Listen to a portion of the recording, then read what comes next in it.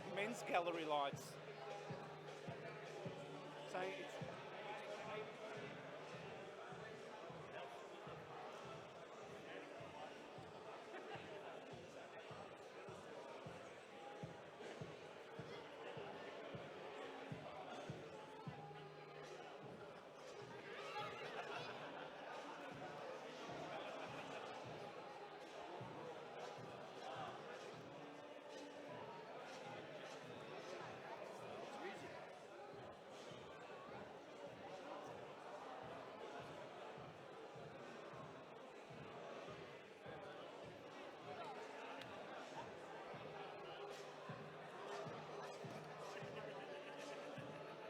all right. Are we live?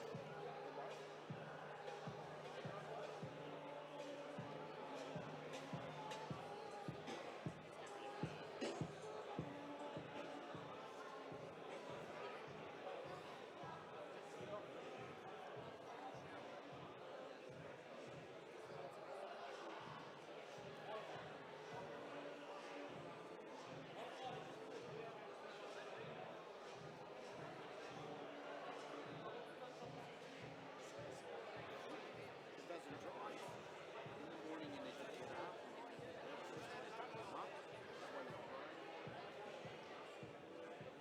Legs worth.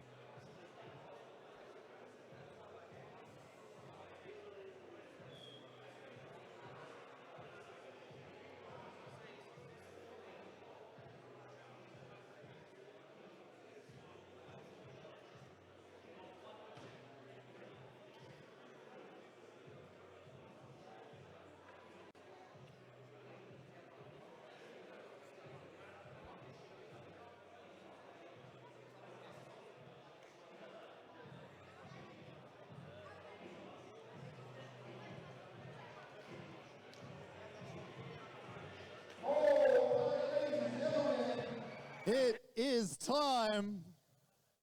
You guys hear me all right? You here? You ready for some great fights? We got 22 of Australia's best wrestlers up there getting ready to show you what they're made of. So let's hear it for them. Let's hear it for the Sarman Challenge. First things first, let's get a bit of housekeeping done. Let's thank the sponsors who made the event possible. Kaplan Construction, Sycon Civil, The Coffee Escape, Hotspot Chicken, Oporto Coolaroo, Apex Mining, AT Architecture, and of course, Print on Collins. Folks, 11 fights tonight, all being screened around the world. We are going to put a showcase on of some of the best fighters Australia has to offer in the third edition of the Sarman Challenge. Now, before we get on the way with the first fight, I'm going to bring out the director of Strike Force Promotions to give you a little bit of a rundown. Let me bring out Mustafa. Come on down, bro.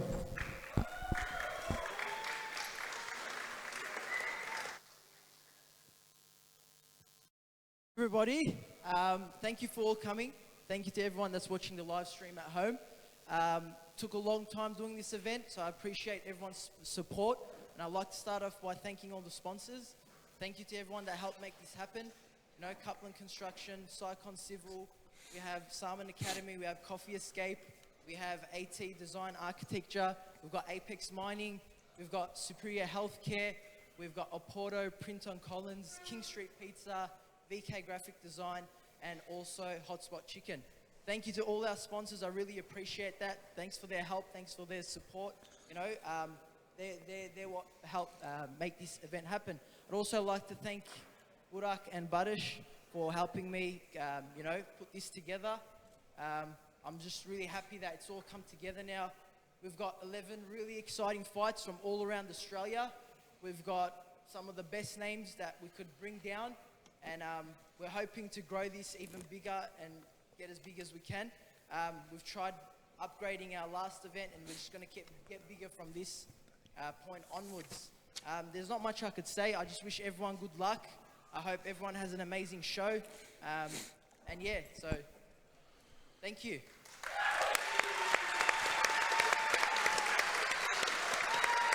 All right, folks, it is time to get our first fighters down for the first fight of the night. Are you guys ready? All right, let's bring him on. Making his way down to the stage for fight number one is Muhammad El-Halou.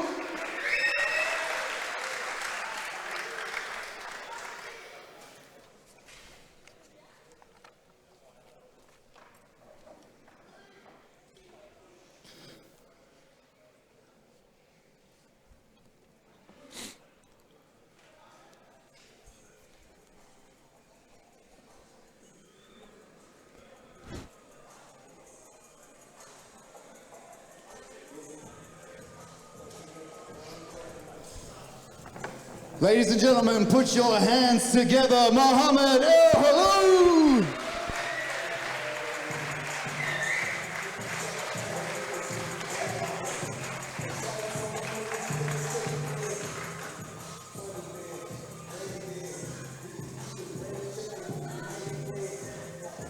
I left it here on purpose. I got no info.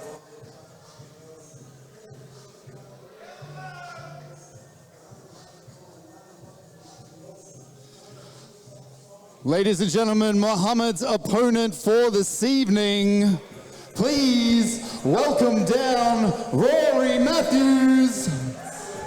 Good luck.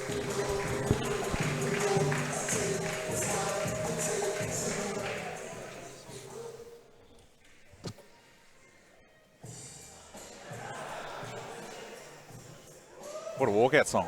What a walkout song, Here Frankie. he We got is, here. Rory Matthews. Hands together.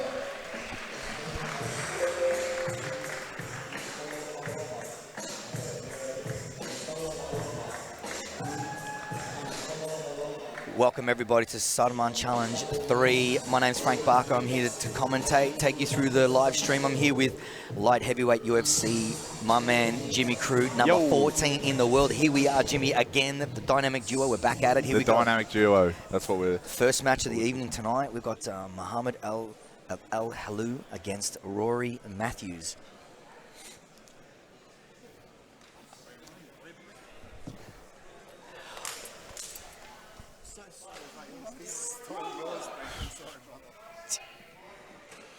Here we go. See if we get much of a wrestling exchange here, Frankie. Yeah, let's see. Both boys look like they have that sort of wrestling athletic body, so we'll have a look. Yeah. Keeping busy. That nice arm drag. That was a nice little arm drag. The thing with those sort of things is, even if you don't get anything off it, it makes your opponent react, which causes energy. Oh, look at that beautiful double. That's a beautiful double. He's stuck in a bit of a guillotine. He's got to watch He got out. to the safe side straight away. Oh, That was straight perfect. away. Beautiful defense in flight. He's passing. Look at that. He's just got to get He's over aiming that for the inside. knee, hip. but he was pushing down on the knee. If he had worked on the hips, he could have passed there. Yeah, Rory did a hell of a job to keep that knee on the inside. Rory's a purple belt, and Muhammad is a blue belt at the moment with the leopard skin. What do you think of these leopard skin trunks? I don't mind him. I don't mind him. They're hot. He's working hard on that inside hook. Yeah, absolutely. He's got keeping his weight nice and low. Obviously, he doesn't want to be swept, so he's being really careful. But he's got to be careful. As soon as he tries to put chest pressure, Yeah, that's a Rory's got. problem. Okay, here's the overhook. We've got a triangle set up here. We've got that. We'll call that a cobra clinch when you come off that arm drag. Look at that position.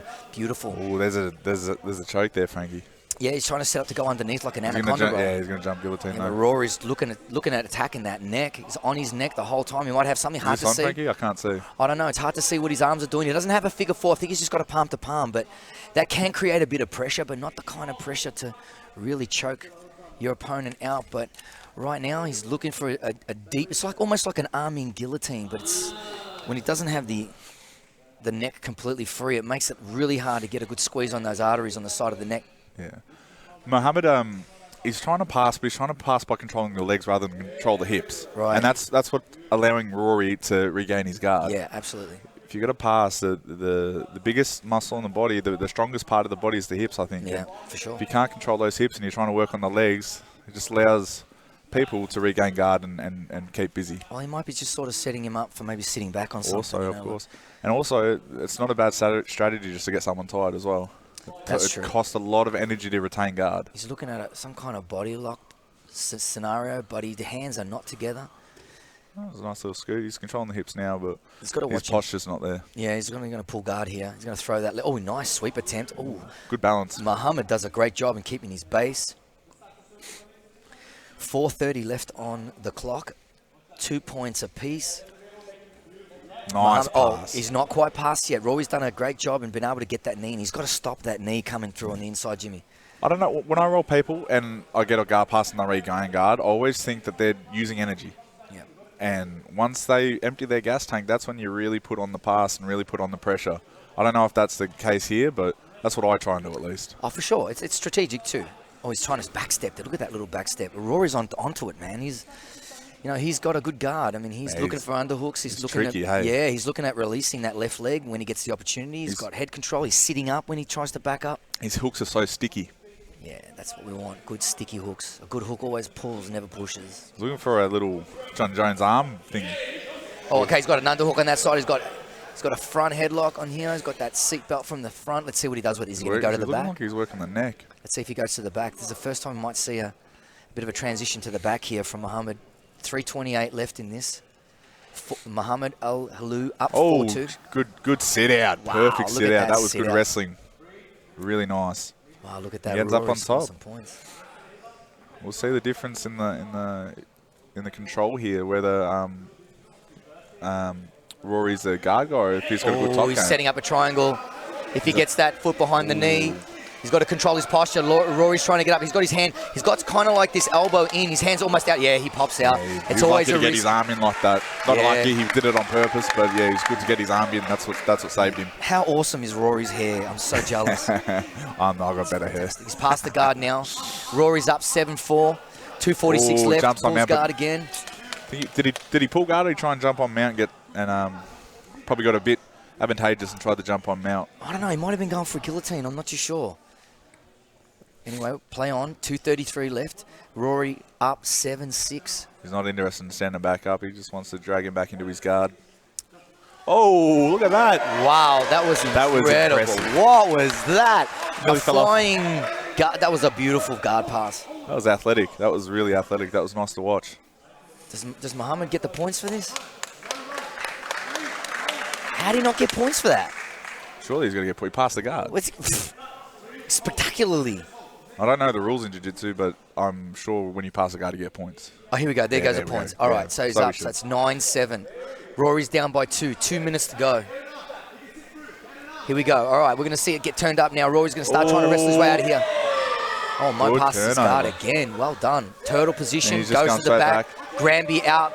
Knee cut Good. pass. Oh, good knee slice. This is great. He's stapling that leg, which is controlling the hips, which is in turn making Rory's hips not be able to move and shift, which is what he was doing really, really well before. Yeah, Muhammad's setting this pass up real well. You know, he's got that knee on the inside. He's got the underhook. You see how low around the waist that underhook is? He doesn't want to give Rory any look at an underhook there at all. What he could do here is see how he's got his left arm controlling the hip. If he ripped up on that, it would stop all this fancy movement.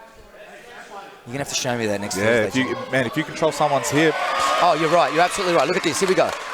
9-7, Oh, nice, man. These 1:14 boys are left. going after it. All right, he might set up a violin sweep here. He might put his left butterfly in and try and get some elevation. What's a violin sweep, Frankie? He's got to put his right leg on the butterfly on the inside. See, he's got that shoulder crunch. Here he goes. Ooh, There it is, Jimmy. Beautiful, man. You called it. You Beautiful called it, violin Frankie. sweep there. That's a sweep.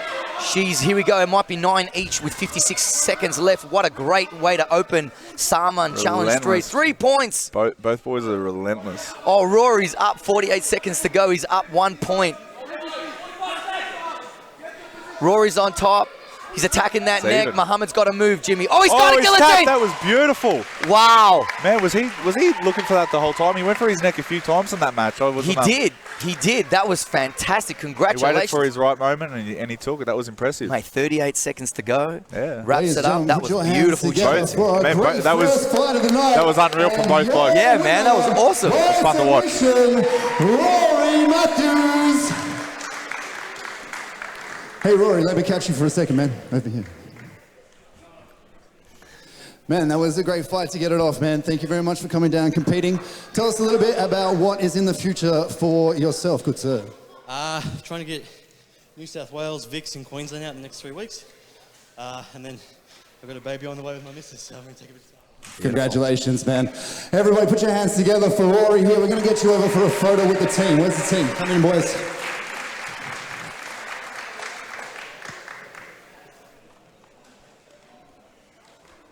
And that was really nice to watch, Frankie, from both men. It was a really, really fun role to watch.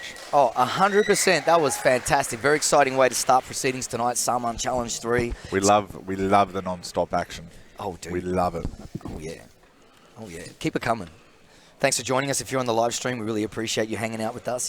It's a free stream tonight, so please don't be ladies and gentlemen, shy in sharing that link far and wide. Fight 2 of the evening.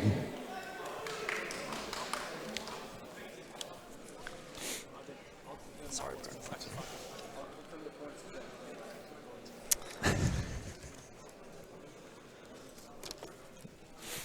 Frankie's been outsmarted by a piece of paper here, folks. Ladies and gentlemen, How dare you? making his way down to the stage, please put your hands together for Isaiah Iceman Lazaro.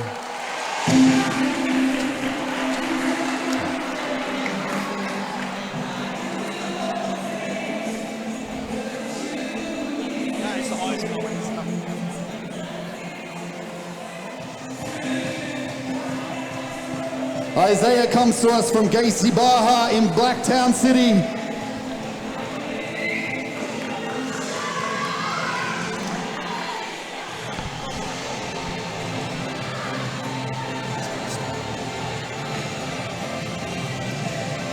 Introducing Isaiah Iceman Lazaro, 19 years of age. He's a purple belt, training at Gracie Baja, Blacktown City.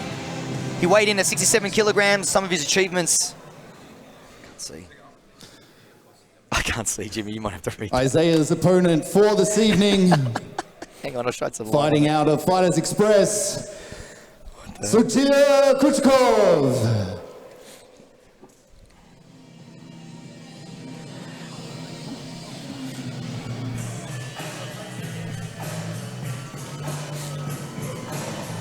Introducing Satya Kichikov, 31 years old. He's a blue belt. From Fighters Express.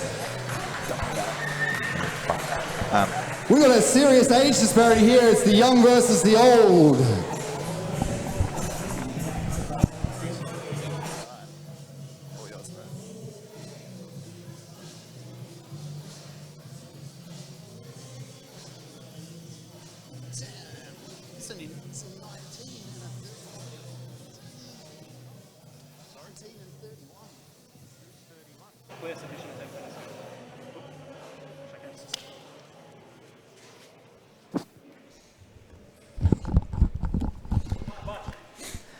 All right, here we go. We are away. 7 minutes on this match. Isaiah Lazaro, Satya Kichikov from Absolute MMA. Both boys are doing a really good job at fighting hands. Oh, look at nice that. shot, nice shot. But nice brawl. Oh, you decided to go over. He's got that locked neck. up that guillotine real quick. That's really deep, Jimmy. That's pretty deep. He's walking his legs up. Is he going to play it or is he going to go for That's it? a good sign that he might feel like he might be able to get something going right now. He's a full guard guillotine, man. You just never know with guillotines because some people just seem to be impossible to guillotine. So it'd be interesting to see what he does here. And not all guillotines are the same, that's for sure. No. Not all Need guillotines. that Marcelo Garcia squeeze. Yes. Yeah, absolutely. Ooh, looks pretty tight. Yeah, he's not like leg pressing and getting off his knees at all. He's, Just to put pressure on his abdomen. You got to get off your shoulders when you're doing this, eh, Frankie? Yeah, for sure. Leg pressing, getting off your knees and driving the shoulder that's stuck inside into their solar plexus. Yeah. It just makes it harder for them to get the power to finish you, you know. Of course. Hey, it doesn't always work, you know. Bit of the Brian Ebersol. Yeah, absolutely. You know. But yeah, Isaiah.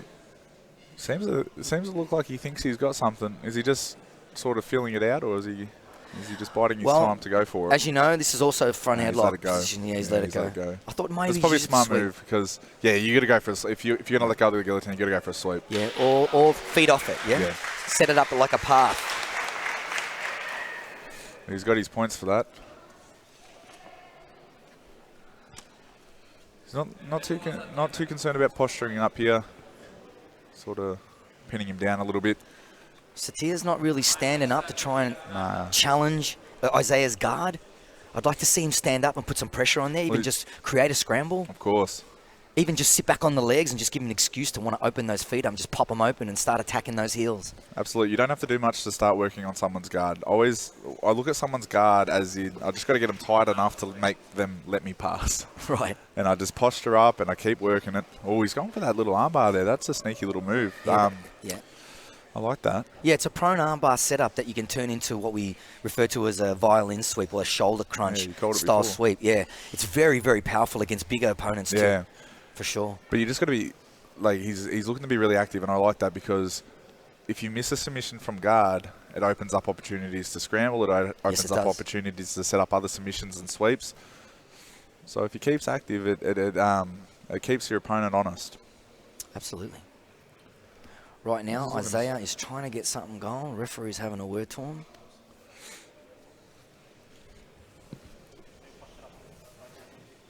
I think they were just too close to the edge, were they?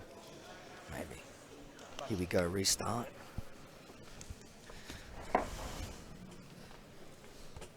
He's not too... You gotta posture here. You gotta be doing something. You gotta be working on something. You gotta be working either on getting your opponent tired or setting something up. You can't just sit there and hold down with your arms. He's posturing now. This is good. He's not posturing anymore. Especially if it's an even, like you can be held in guard all day, and if it's even, you got no one else but yourself to blame. So you gotta be working to score your points, Frankie.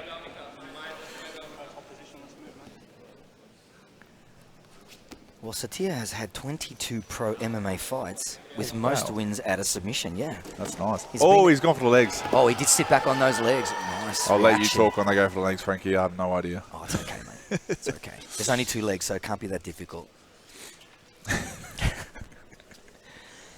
All right, here we go. Isaiah's trying to get on the neck, and Satia's doing a great job just staying calm, head to head.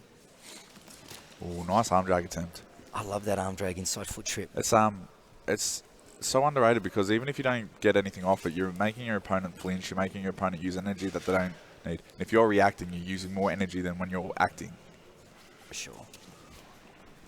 Oh, he's got Isaiah really reacting. Ooh, he tries that was to a good shoot. It was. What a beautiful sprawl. He's on the legs, trying to... Oh, he ends up on top either way. Here we go. Beautiful job. See, that's if exactly there's a triangle right. here, though. Yep. If you're attacking the legs and you don't quite get the bite you want, you got to sense it as soon as you can, come up with it and use it to pass. Very good strategy. Jump a step ahead, yeah. Absolutely. You always have to come up. Anytime you're not, things are not going your way and your opponent's sitting back, you've got to follow them. Here goes double underpass. Ooh, this is a good...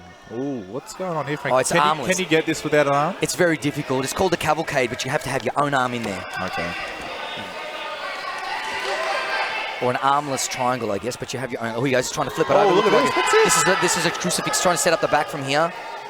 But he doesn't have that. I can't see what he's got his left arm, but he doesn't have clinches. That's why it's very difficult to get control. But now he's got his establishing seatbelt. There he goes. Yeah, you need to establish that seatbelt.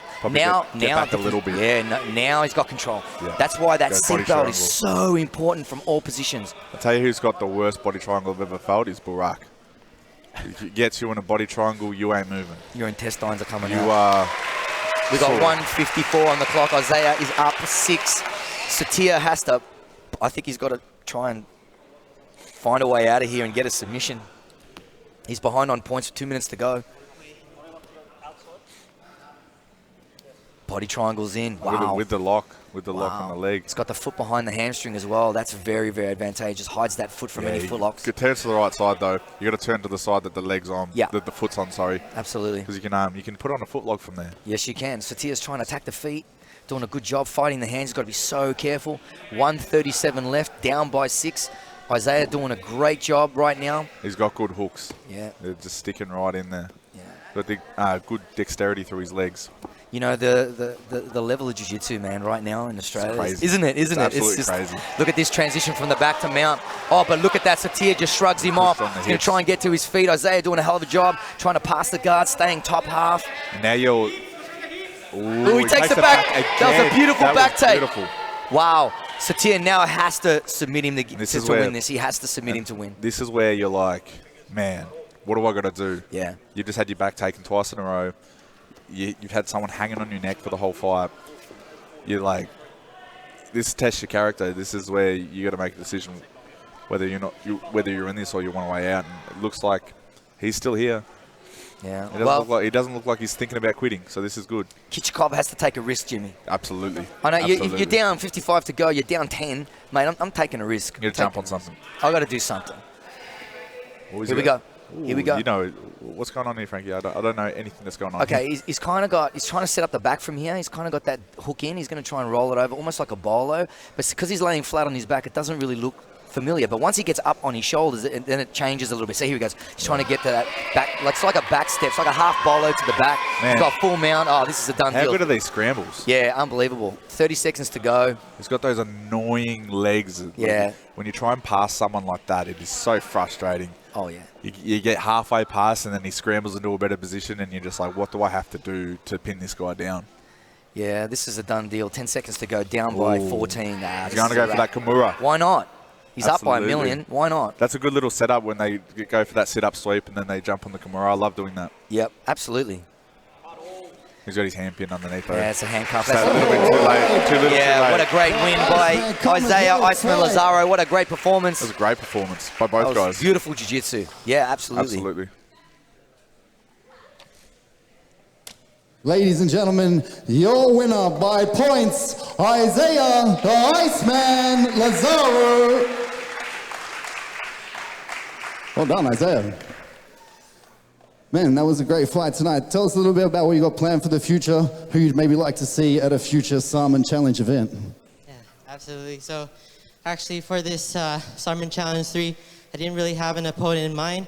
You know, I love what Professor Barak Sarman is doing for the jiu-jitsu community in growing. So I'm actually from Sydney, coming out here to travel and meet all you Melbourne community. So round of applause for that.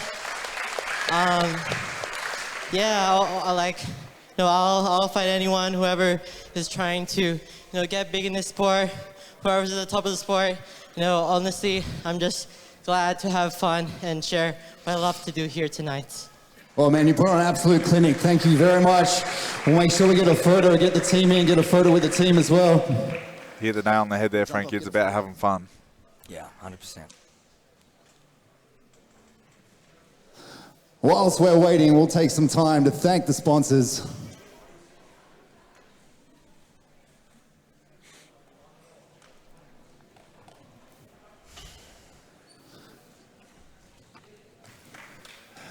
Ladies and gentlemen, put your hands together again for Isaiah Lazaro.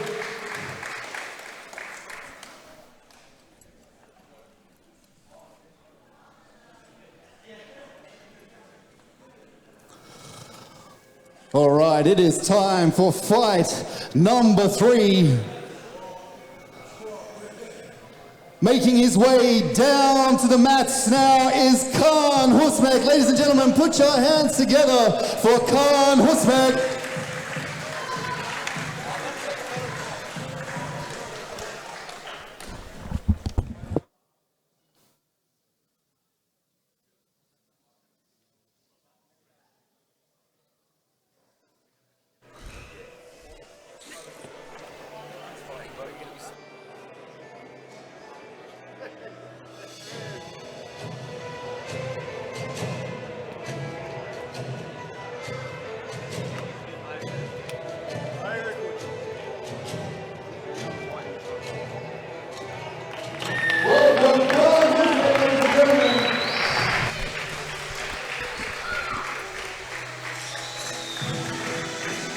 Introducing Khan Husmek.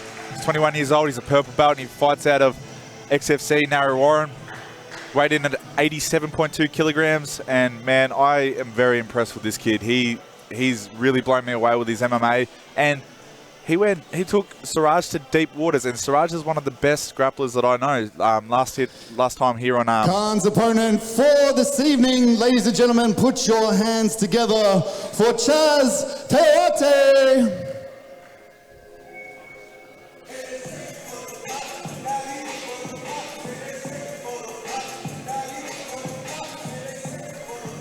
Making his way to the mats is Chaz Teote. He's 37 years old. He's a purple belt. His academy is Perth Martial Arts Centre. weighted at 92.5 kilograms, so he's got a bit of a weight advantage. He's ranked number 1 in the AF BJJ 2021 for adult blue belt no-gi division. This should be an absolute cracker of a match. By the way, people, Frankie Barker is cornering in the next match, so it's just me and you guys for the next 2 matches.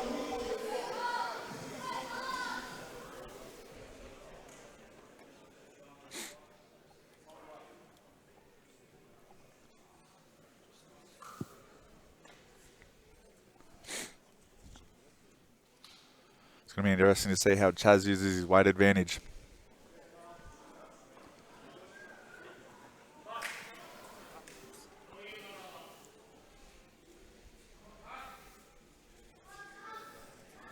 Just talking to Khan after his last MMA fight, and this kid is so confident. He's prepared to do everything right. He's doing everything he can to be the best version of himself, and he's doing really well in the competition scene. So it's gonna be interesting to see how his career goes from here. But he's got his hands full tonight with Chaz, and both men look ready to go. A lot of hand fighting, a lot of fakes.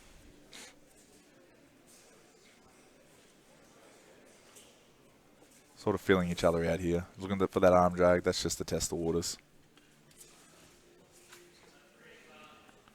He's going for that half club. That's a good little control.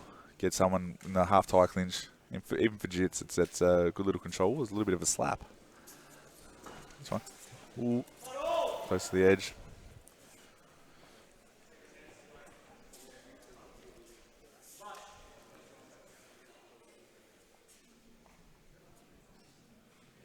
Sort of talking to each other. I like that. It's like a leg kick. It's not MMA, Khan.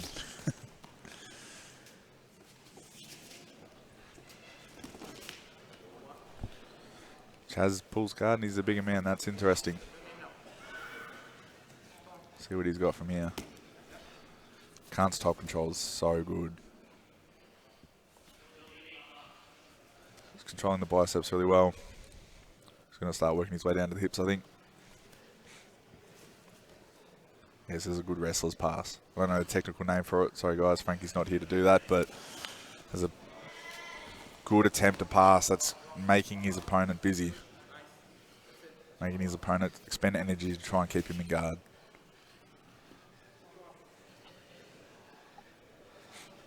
Looking for that wrist control. Whoa! It just flew through the air. Oh,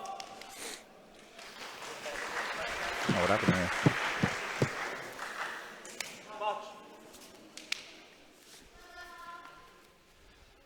there? Yep. Chaz goes straight back to the guard. Oh, cartwheel pass. That was nice. That was nice.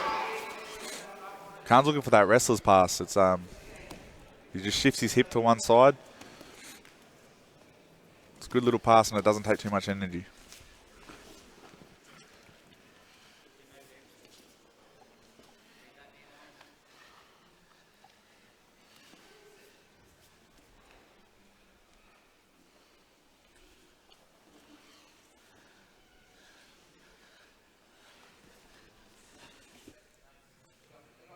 Chaz really, really trying to work on those hips, trying to create some space and get enough distance to throw something up or look for a sweep. He's messing with the base right now, which is good. But Khan's real solid here on top.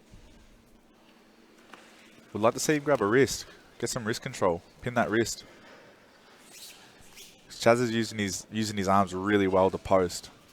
The way to control that is to pin someone's arm to their body. Ooh, he's getting close with this pass.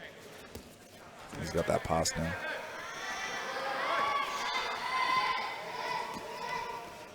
It costs a lot of energy to get him back into his guard too and get straight to full mount. He's going to get his points here. No, he didn't hold it for long enough to get his points.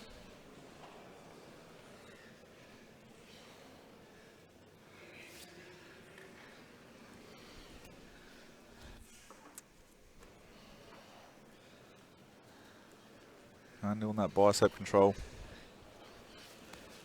It's hard to shift someone when they're controlling your biceps when they're in guard. It's hard to move their weight.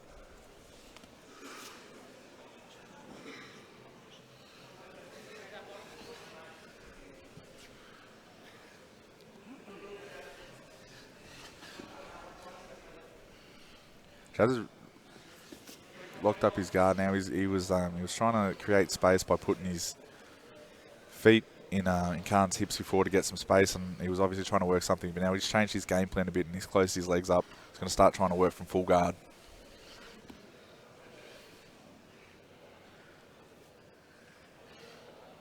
If you see how Khan's pushing on his stomach, it doesn't look like much, but it's taking the wind out of him.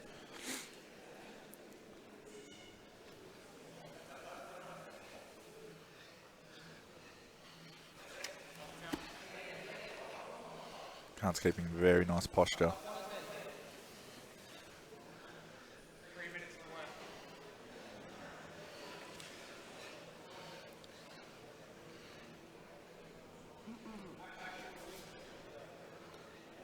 Sort of a little bit of a stalemate here. Every time that Chaz opens his legs, opens his guard, gives Khan an opportunity to push down on a leg and get a knee through guard pass. What you got to do if you can't is you got to start working on that underneath leg. You can't get the top leg off. It's much harder to open up a guard from using the top leg. You got to start pushing down on the leg that's on the underneath, the foot that's underneath. See if he postures up. You might try and stand up here. Get a standing pass.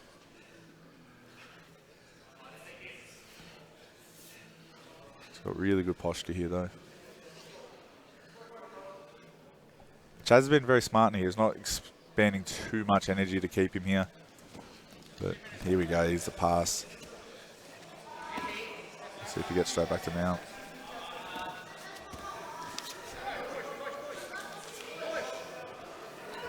Looking for a leg here. Yeah, here we go. I always get up in these weird positions in jiu-jitsu.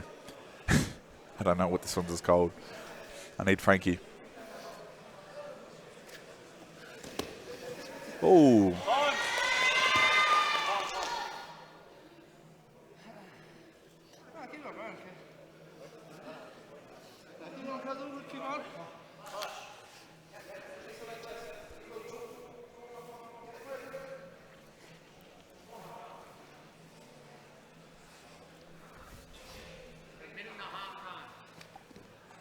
Chaz is using his post really well to create space and stop Khan getting any momentum.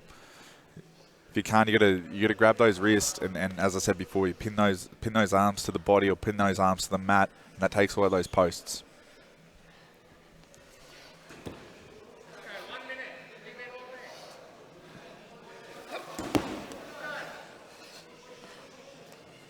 He's starting to control the head now. You know when someone's getting real serious about passing, when they start creeping up and grabbing hold of that neck and grabbing hold, twisting that spine to get that pass.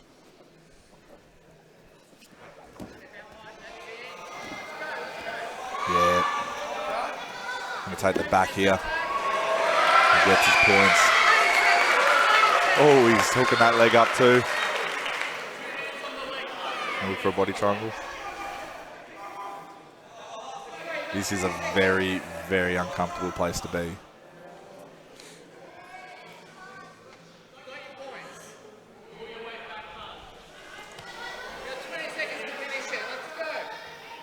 See if Khan tries to flatten him out here, or if he's happy to try and look for a sub without flattening him out. Yeah, flattened out straight away. This is a terrible, terrible position to be in, and it looks like he's nearly got it. He's got it under the neck. It looks like no, not quite. Well, he's going to jump on an armbar. He's going to jump off the back, give up position to go for this armbar. He must be very confident in his ability. He got it. Very nicely done. Very nicely done by Khan. To jump off the back like that and have confidence in your ability to search for that armbar, that was very nice. What a great fight. Ladies and gentlemen, put your hands together for your winner on points, Khan Husveg.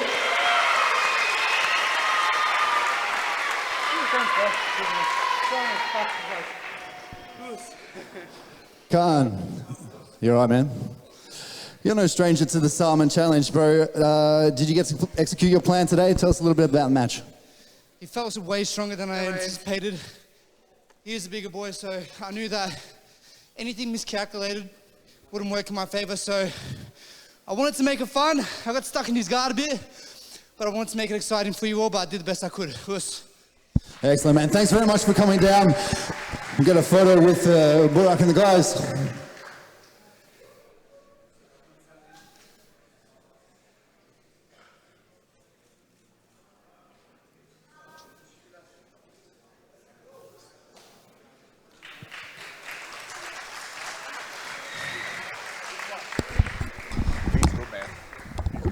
All right, it is time for the next fight. We have a black belt match coming up, ladies and gentlemen.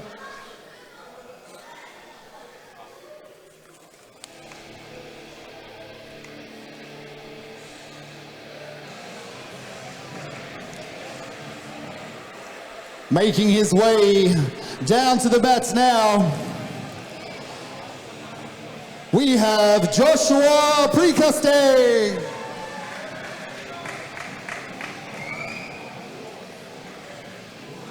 Introducing Joshua Precuste. He's 37 years old. He's a black belt, 10th planet, South Melbourne, under Frankie Barker. This is why Frankie's not in the commentary booth with me right now. He is cornering this man. Weighed in at 76 kilos.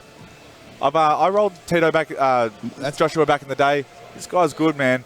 Yeah, it was we had a fun roll back in the day. So guys, we're reversing out. In comes Colby Allen. Put your hands together. And they've got the order wrong because Colby just walked out then and Joshua's walking out now. So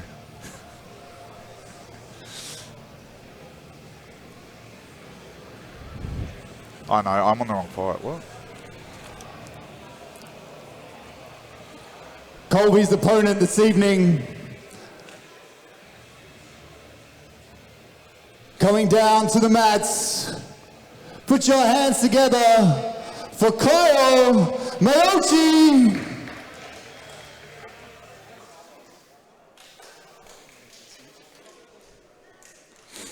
Sorry for everyone at home. They got the order mixed up. So what happened, Frankie? There was just a bit of a mix-up. Okay, so there's been a bit of a mix-up. I just introduced Colby as Joshua, but Colby Allen, I trained with this kid. Colby Allen is an absolute chet. And introducing Kyle Mayochi, he's 18 years old. He's a brown belt through Peter DeBeam. He weighed in at 71.5 kilos. He's an Abu Dhabi World Youth Champ, Copa Podio, Australia versus Brazil champion, multiple-time Pan-Pacific Australian champion. I'll give Colby his proper introduction here too. He's 27 years old. He's a brown belt, Invictus in AET under Dave Weston. Weighed in at 70 kilos, and he's the 2019 Victorian champion for the 67 kilo division. Glad we got that mix up sorted. Yeah, welcome back, Jimmy. Yeah, sorry about that mix-up, mate, but I'll be coming back out with Tito in a minute, but I will sit here for this one, and I'll run out and grab him, all right? Perfect. So, yeah, this is going to be an awesome match. I mean, both boys are just so dangerous, and, of course, Kyle, I mean, I've trained with Kyle too, and he's got excellent heel hooks. His inside heel hook is really, really good. Yeah. So watch out for that straight up. He's going to be setting those legs up. Here he goes. Obviously, I don't get much working with Colby, but I do go to the gym with him. I'm a bit heavier than him, so we don't roll much, but this kid is legit. I watch him roll all the time, and he does really well with people that would surprise you. So. Yeah, he's got that fake Ooh, false ring. He's got it. He's got it. That straight up with that inside heel hook. He doesn't muck around. This kid is absolutely legit. He's legit. No worries about that. That was beautiful transition. And Jimmy, I'll see you after this next one. All right, I'll back by myself, guys, and hopefully there's no more mix-ups, but I'm doing the best I can for you guys. Man, Colby Allen. I knew he was good, but he just blew it out of the water. That was perfect. Ladies and gentlemen, your winner by submission, Colby Allen. Wow, Colby, that was a quick one, man. You came to play. Tell us a little bit. Was that the strategy from the get-go? Yeah, absolutely. I really only have one wood, and that is leg locks. So on my day, I think I can leg lock anyone in the country and hopefully prove that again to you. So who would you like to prove that against? Who would you like to see as your next opponent here at a Sarman challenge in the future? Look, both times I've done this, I've said to Musti, I don't care who I fight, as long as they're going to bring it and not storm me out. Let's just have a sick match, put on fireworks. With that being said though, my boy Connor Pettis is in the audience. He's the most talented kid in the country by far. Please, any 16-year-old, round 70, let's put a match on for him. There you go. All right, Colby, thank you so much for coming down, man. We really appreciate it. You brought the flyer today. Let's get a photo with the guys. Come on up, team.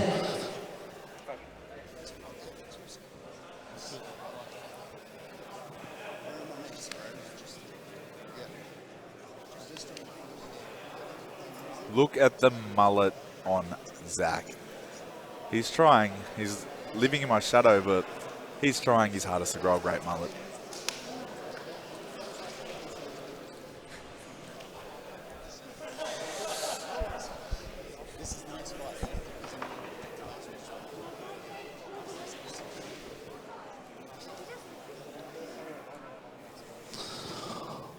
All right, let's get the next fight started, ladies and gentlemen.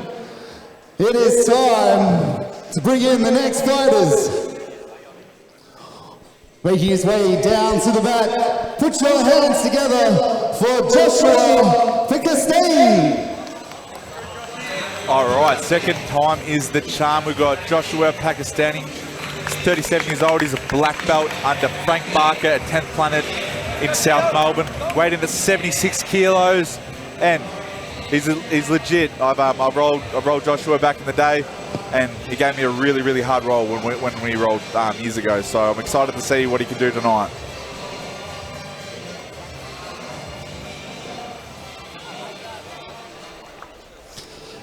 Joshua's opponent for this evening, ladies and gentlemen, put your hands together for Lachlan Johnson. Speaking of mullets, here we got Lachlan Johnson. I've seen this kid train at AET quite a bit. He's very, very talented. He's 24 years old. He's a black belt, obviously out of Australian Elite Team and Invictus Gym. Weighed in at 73.3 kilograms, and he has a mullet. What else do you need to know? I really enjoy watching Lachlan roll at training. He's a very talented kid, and he's got a big future in this sport.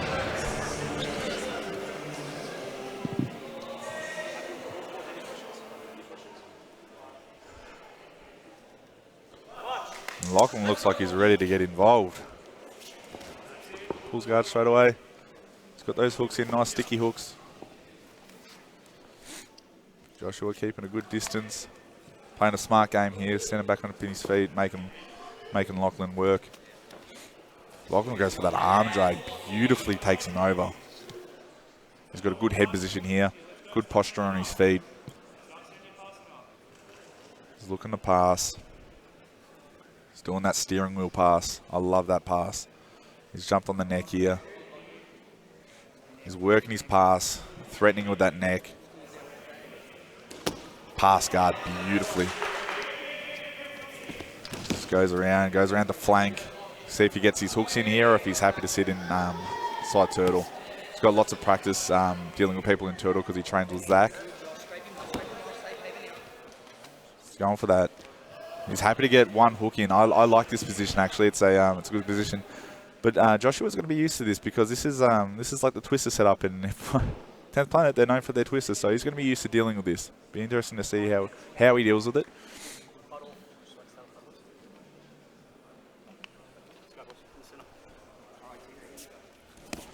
Lachlan's got that arm tied up nicely with those with that single hook in. It's really hard to deal with someone with that. So many things he can attack from here. Gets both hooks in.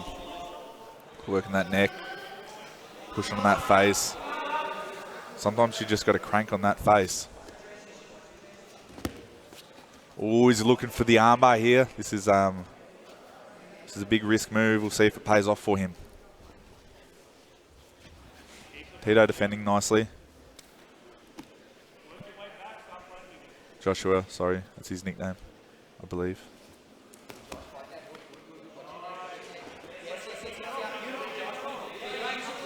Can't see if he's around the neck here.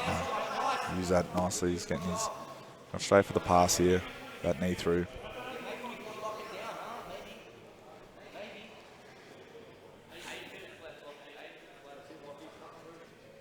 Well, what Lachlan can do here is use his bicep to push on the neck and move the head across and create the space he needs to get his knee through and his hips down to the floor. Wherever you move the head, the body will follow. Nice knee through. Nearly got it. He's looking to work on that knee through. He's let Joshua sort of dig in for that under his leg, but he's decided not to go for that. He's maybe looking for a deep half or something. Lachlan just pinned his arm down with his knee with that staple. That's a really aware move. He got accidentally copped a little foot to the face, but he doesn't care.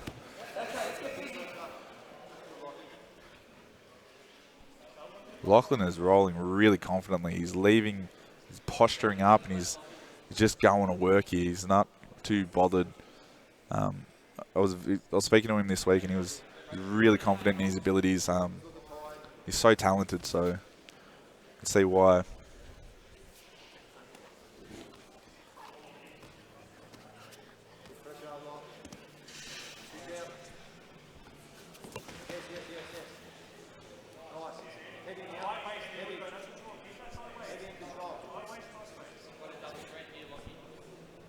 Joshua's got to start getting busy here. You can't just sit back when you're behind on points.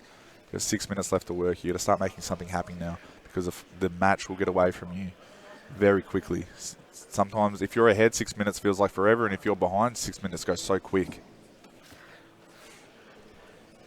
Lachlan with that crossface.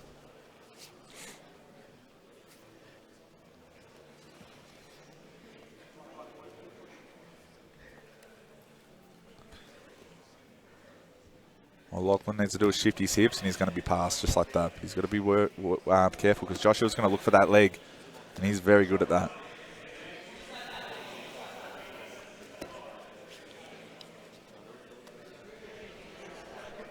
If Lachlan dropped his hips just that little bit more, he'd have a little bit more control over Joshua. His hips are a little bit high. The aim of the game is to crush past.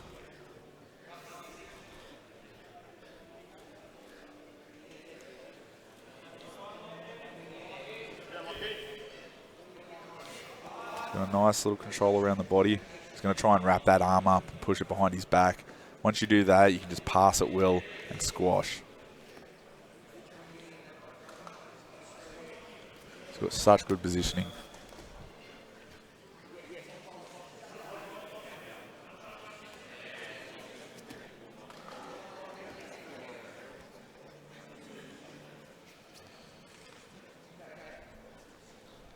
Be interested to see if Lachlan starts working on something, or he's happy just to score his points here. I think once he passes, he'll start looking at that neck, and surely enough, he goes for it. That's actually pretty decently tight. You can sort of see Joshua grimacing. See if he goes to look at, get his hooks in again, because he opted to just get one hook in before, and it worked for him. We'll see if he tries to get both in. You're getting the turnover. Yeah, he gets both hooks in. This is a bad position to be in when you're behind with 4 minutes left.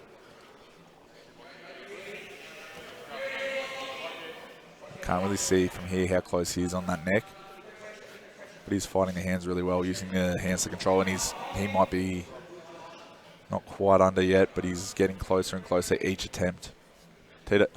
Joshua's doing the right thing now by pulling down that arm. If you can get his arm on the other side of his head, then he can turn in.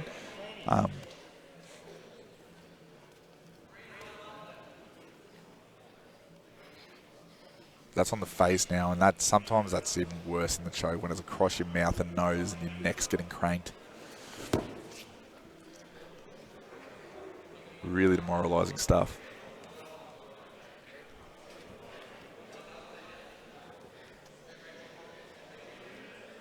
Lachlan's looking like he's looking to control that arm to pull something off. And we've seen one guy before jump off the back to jump on an armbar, so you never know what guys are looking for.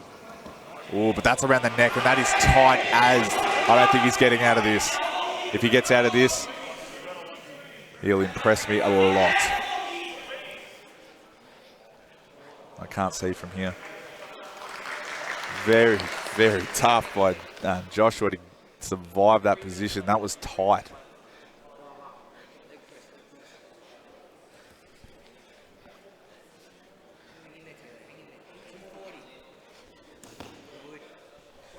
Man, Lachlan's been relentless tonight. Has not let up on the gas once. He wants this finish by the looks of it. He didn't come here to score points. He came here to put someone away. He's going for the head arm, I believe. I can't see from here, but it looks like he's locked in on that head arm. If he uses his head to get that arm across, that might be all over. Ooh, that is very tight. Joshua's doing the right thing, turning the right way, locking up on his leg. Lachlan can just push his shoulder through, or he's going to choose to take the back over, going for that head arm. He's just all over Joshua right now. Joshua's doing an incredible job to survive. A lot of other people would have just given up that submission before, especially that rear naked choke that was locked up before. But Joshua's not here to quit. He's here to win. He's here to go the distance.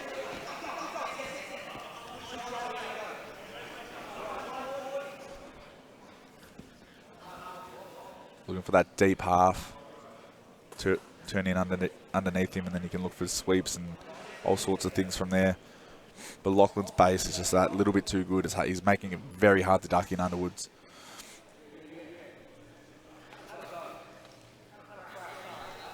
See if Lachlan jumps on this choke yet. He's up 12 points. He can almost afford this to jump on something. Ooh,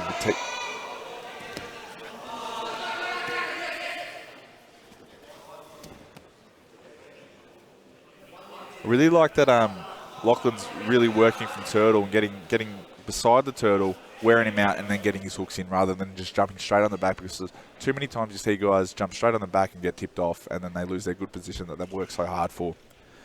Lachlan's been smart here and sort of working those hooks in rather than just jumping on them.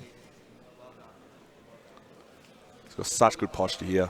He's just passing it well.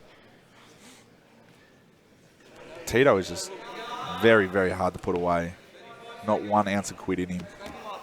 We'll see if he can get something here. He knows he's got 30 seconds left. He can hear the crowd calling out.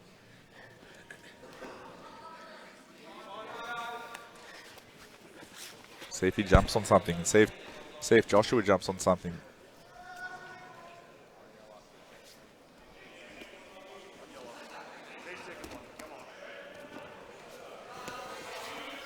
Ooh. Man, Joshua's done so well to survive this match. Lachlan's just been relentless here, and there's not 1 ounce of quit in Joshua.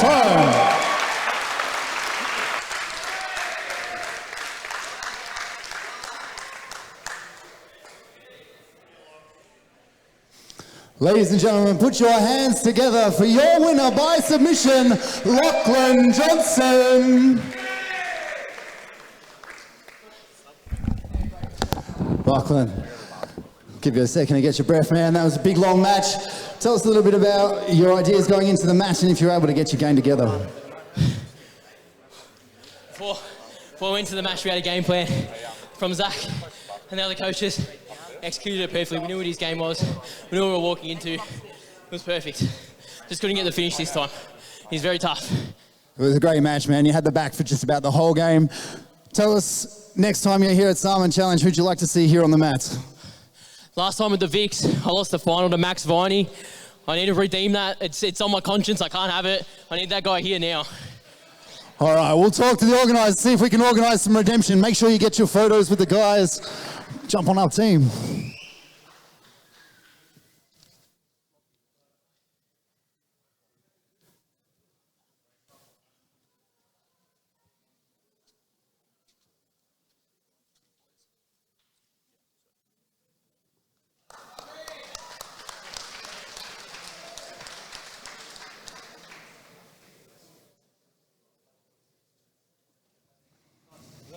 All right, it's time for fight number 6. Ladies and gentlemen, making his way down to the mats, put your hands together for Luis Gabriel Contreras. Once again, they've got the order mixed up. A man that needs no introduction. He's been on Sarman Challenge before. One of the biggest superstars in Australian MMA on the regional scene. We have Duke Didier walking out to HBK. Duke Didier! This man is pure entertainment. Have a look at this man. He's a black belt in both jiu-jitsu and judo. Weighed in 100 kilos on the dot. He's an MMA pro record of And his 8-1, opponent this 9-time Pan evening, Pacific champion, Oceania Judo champion, 3-time Lewis national judo champion, and Contreras. 2014 Commonwealth Games representative. And his opponent, Luis Gabriel Contreras, 30 years old, he's a purple belt. He's out of Absolute MMA in St Kilda under Lachlan Giles. He weighed in 110 kilos. He's a national champ and blue belt, Pan Pacific champ, blue belt. And this is going to be an exciting fight.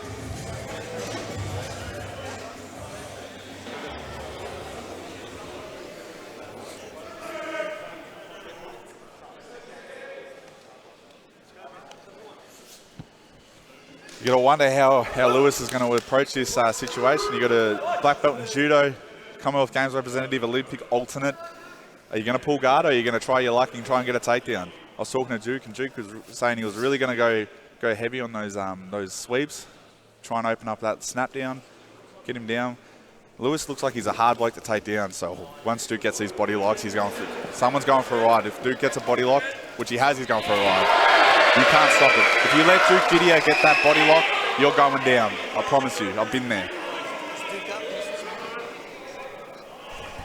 All right, we are back. Thank you, Jimmy, for doing that. Of course. And Juki's got a few really sneaky subs here. He's got some stuff that I won't talk about because I don't want people to do the research on him, but he's got some good little moves here, and his side control might be one of his best positions.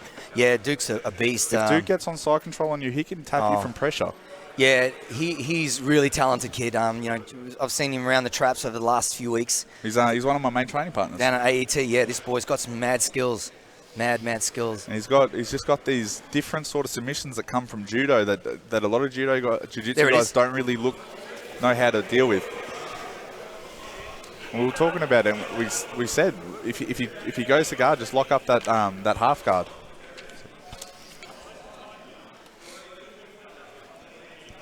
Yeah, Lewis is a tough guy too. I mean, he's super strong, super solid. Like he's putting up He's absolutely stepped up here. Yeah, absolutely putting up a big fight here. This is a big step up. Yes, it is. We'll see how he handles that pressure. He's looking like he's working really well to try and sink in underneath on that half guard. Trying to elevate Duke, but hard to do it with no underhook though, Jimmy. Right? Yeah, that's right. And one thing that Duke's it's a cuff choke. It's a cuffless cuff choke. This is like a punch choke. Yeah. Oh, jeez. That was different, eh? We see that in UFC. Who's that guy that does it from being mounted? Yeah, dude. Duke Didier's hero. There you go. Yeah. He must have had just a minor angina just thinking about him getting choked out with that from top position. But Lewis is really reefing that leg across, and then it's causing a little bit of trouble for Duke's hips to try and drop him. But he's got that overhook now. He's turned that negative into a positive right now, and he's trying to get it on that wrist, looking for a triangle setup. You can see him with the overhook on that left arm, Jimmy. Yeah. And he's got trying to look for wrist control on that far side. He's getting his leg out on that angle really nicely. Yeah, you got to try and pump that right leg and pull your knee to your chest and force your opponent to want to back up to create the opening there to pull your knee through and start to attack with that triangle. He's got everything he needs right now, but he's got to get that stomp organised with his legs. It's hard because Duke is freakishly strong. His upper body is freakishly strong. These are just suggestions. Yeah. But the pressure, man, the pressure's real. Duke looks like he's looking for that Kezakatami, and that is not a very nice place to be. Yeah. It's hard to do against those bigger, stockier guys because they can sort of take that pressure on their chest that little bit better. But he's sort of going back to just getting that control. That's that Josh Barnett position he had on Dean Lister. Do you remember that? It's vicious. Yeah, that's no joke. You feel like you're going to die when you're underneath it. Dude, especially with a Duke Didier on top of you. If you can't just focus on your breathing, you feel like you're going to pass out. Wow. No thanks. It's a yuck place to be. And you're a light heavyweight, and that says a lot when you're in a light heavyweight. He's saying that shit, that's for sure. Yeah. Don't sleep on the Kezakatami. He's got that downside armbar that he loves to do. Hey, Luis is trying. He's creating space. He's stretching his right leg out. Yeah, Lewis is doing a good job He is, man. This is Duke Didier on top of you, dude. This is the nightmare. He's an absolute nightmare. Got head and arm on that side now.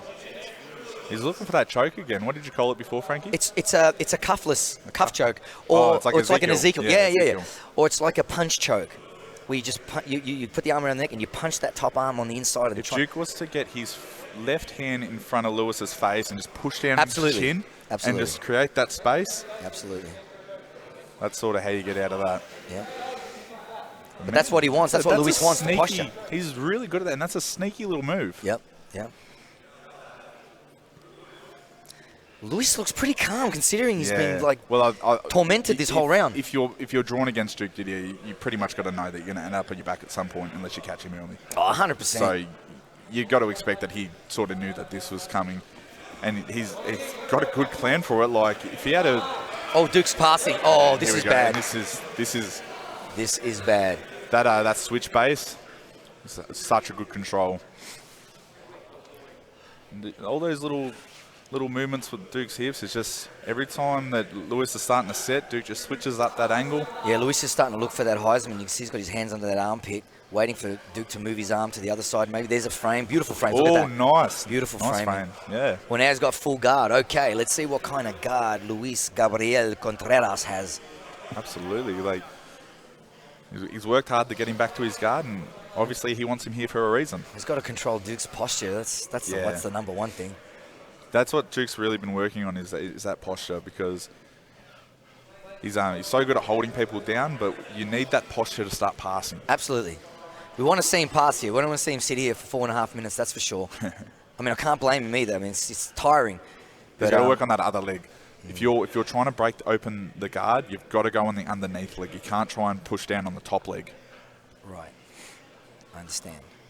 So in other words, you know this, Frankie. Yeah, so Luis's left leg. You've got to go after his right leg here. His right leg? The top leg? The bottom leg. No, his left leg. You're right. Just clarifying. I was looking at it from the wrong angle. It's okay. It's okay. I get punched in the head for a living.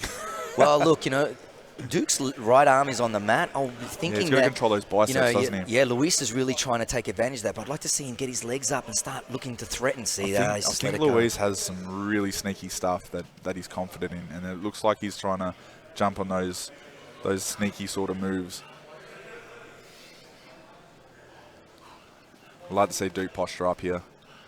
Duke posture up and work on that bottom leg. Push on his face and posture up. That's 101.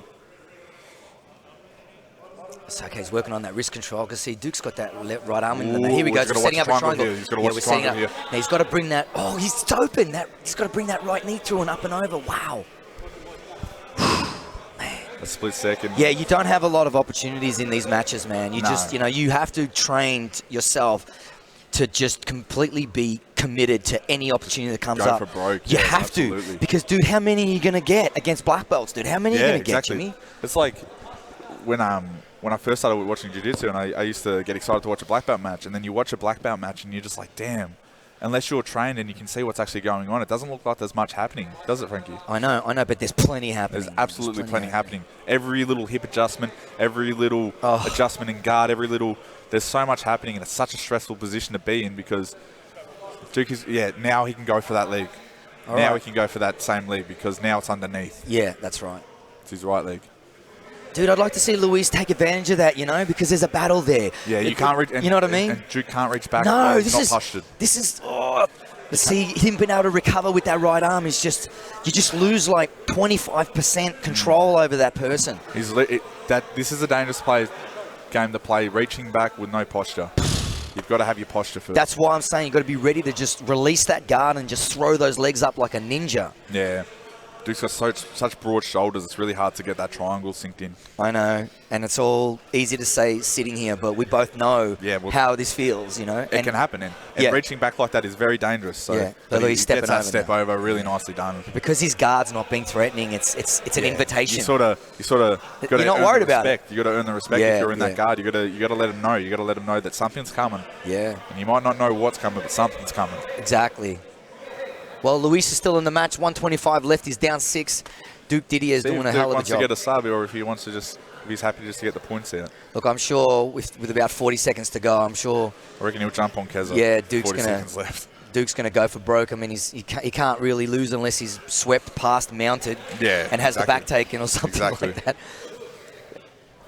I like what he's doing with his legs, though, trying to stretch Duke's right leg out. I mean, the lockdown is very indicative Luis of that. Doing good stuff. Luis is doing really good stuff. He's looking for things, but they're just not jumping on the opportunities when they present themselves. Well, he's passed his guard a couple of times. He's created some opportunities, but he just hasn't capitalised on it. Yeah. All right, here we go. We're 40 seconds in. Left to go in this fight.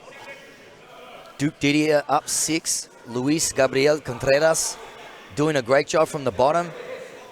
He's hanging in there. Oh, here we go. Arm triangles. Oh, man. Lewis is doing some really good defensive stuff to stop Duke getting any momentum. That relaxed style, it's hard to get good momentum going forward when you're wrestling someone with that relaxed style, isn't it? It is. You have to create your own momentum, don't you? That takes energy. It takes a lot of energy. And 10 minutes is not a short time in jiu-jitsu. Here he goes. He passes again. He's going to jump on the Keza straight away. That's a wrap. It's over. Good match by Duke Didier. Well done, boys. Both boys showed some really good stuff in that match. I can tell you firsthand, it's not a nice position to be in for 10 minutes with Duke Didier on top of you, and Lewis did some really, really good stuff. Ladies and gentlemen, put your hands together for these two giants, and your winner by points, Duke Didier! It wasn't long when we saw you out here competing. Yeah. Come and say peace, Duke.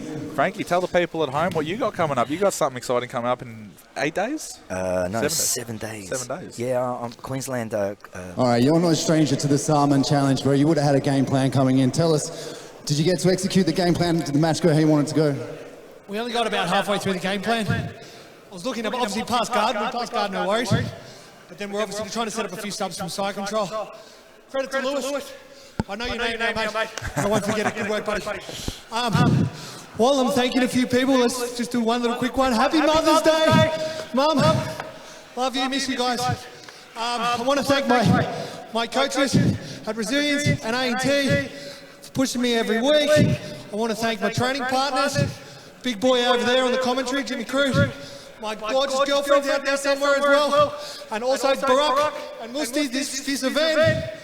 I've competed at Boas, Diversions, Commonwealth Games, and this thing's on its way up. And I'm going to back myself, and I'm going to be behind these boys all the way. Thank you very much. Yeah, that's awesome. Good shout out to the Sarman Challenge, because it is one of the best up and coming jiu-jitsu programs, productions or promotions. Sorry, in the country. And man, I had such a good time competing on here. So it was awesome seeing you only the Sarman Challenge. I'm super excited being here as well, and being able to see. As you're saying, Frankie, we've got to tell the people at home what you have coming up, because it's very exciting. I got classic jiu-jitsu over in Queensland next Sunday night. It is time at 66 kilos against Dan Castle. He's a black belt. He's accomplished. He has lots of experience, and multiple state level champion. He's had great success. In his career, we took this match a while ago, and the pandemic, it was hard to get the match going, but finally it's happening on Sunday. So it's on pay-per-view as well, so please go to Classic Jiu-Jitsu. The boys over there are inviting me over there, so I'm super excited. I've been waiting 6 years to have a match. I'm super excited to watch it, Frankie. I can't wait, dude. The lead horse for 10th Planet in Australia is going to work, baby. Yeah, I've been get behind him. Yeah, thank you very much, man. I'm super excited. I'm going to do my very best, and training's been going super well, and I'm ready. You'll do yourself proud, brother. You always will, man. Thanks, man. I appreciate it, Jimmy. All right, so we're moving on to match number 6. With a little bit of housekeeping, folks. A big thank you to all of our sponsors, but of course, Sycon Civil, one of our main sponsors here at the Sarman Challenge, and of course Kaplan Construction as well. We're going to have a little bit of an intermission in between fights here. We're going to get some guys up for a Q&A session.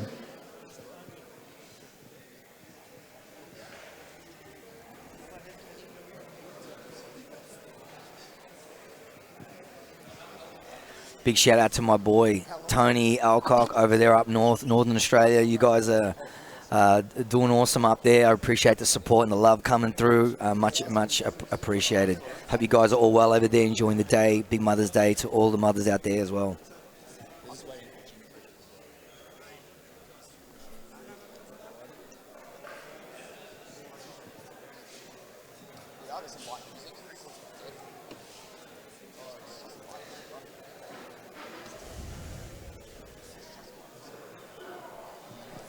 This next match is going to be a ripper. This is Siraj Sufi. I've been hanging out with Siraj a little bit down at AET, training down there, seeing him go.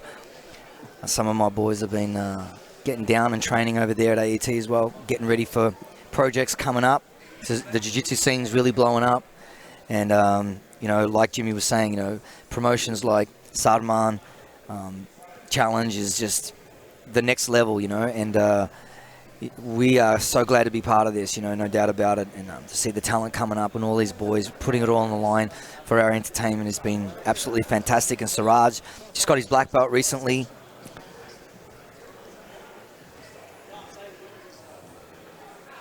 Training under Australian elite team and complete mixed martial arts.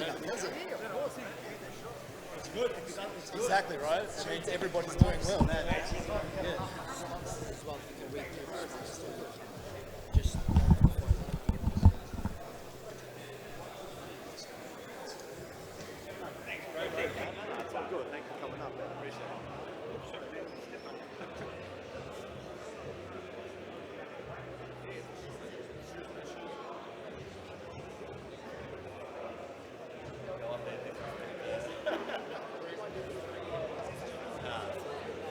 Champion, 8-time Vic State champ, and an 8-time Australian champion. He's very, very established in the game. You watch him go. You'll see. Siraj is no joke. He's got speed, explosiveness. He's very savvy, strategic and tactical, and we'll be definitely seeing him on show. He's up against Junyun Park, 23 years of age, as a brown belt. Gracie Baja training under Julio Gura. His achievements: AJP Continental Pro, first place; IBJJF Sydney Open, first place; multiple AFBJJ competition, first place. This is going to be an absolute ripper match. Match number 6. And while we have this break, big shout out to all the major sponsors that have come on board to support Sarman Challenge 3. We appreciate you tremendously. Kaplan Construction, Sycon Civil, Coffee Escape, Hot Spot Chicken, Aporto Coolaroo, King Street Pizza, Apex Mining, AT Architecture, and Print on Collins. That's right, Print on Collins, our printing specialists. They've been a long-term sponsor and always providing full quality services. Located Collins Street. Go check them out. Also, Kaplan Construction Company, located in Melbourne, building some of the most prestigious homes in Melbourne. Contact Tony from Kaplan if you want to build your next home. Sycon Civil is the leading Melbourne civil construction, earth moving, contracting company with a proud history and experienced staff. We thank them for their endless support, no doubt, 100%. And Coffee Escape. Make sure you visit Coffee Escape on Pascoe Road to have one of the best barista-made coffees in Melbourne. Only quality coffee with Coffee Escape. They will also have a new breakfast and brunch menu coming soon. So make sure you give them a visit. Coffee Escape, Pascoe Vale Road in Melbourne.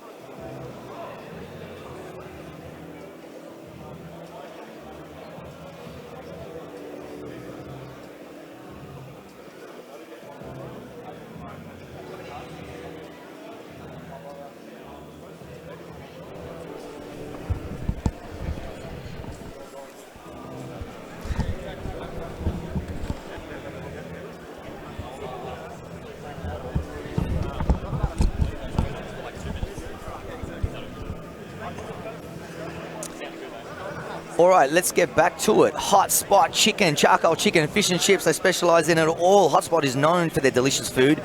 Make sure to pop in and grab yourself a good old quarter chicken and chips down at Hot Spot Chicken. Also, don't forget Aporto Coolaroo.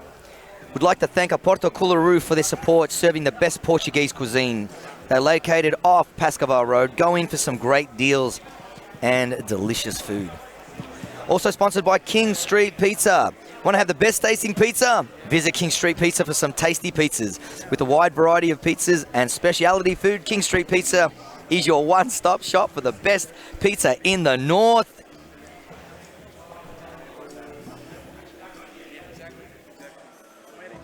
Sarman Challenge 3 also brought to you by Apex Mining. Want to build your next crypto mining setup? Want to make some money on the side through crypto? Look no further than Apex Mining. Our event sponsor, Apex Mining Specialist, is Crypto Mining. Give them a call for your future crypto mining setup.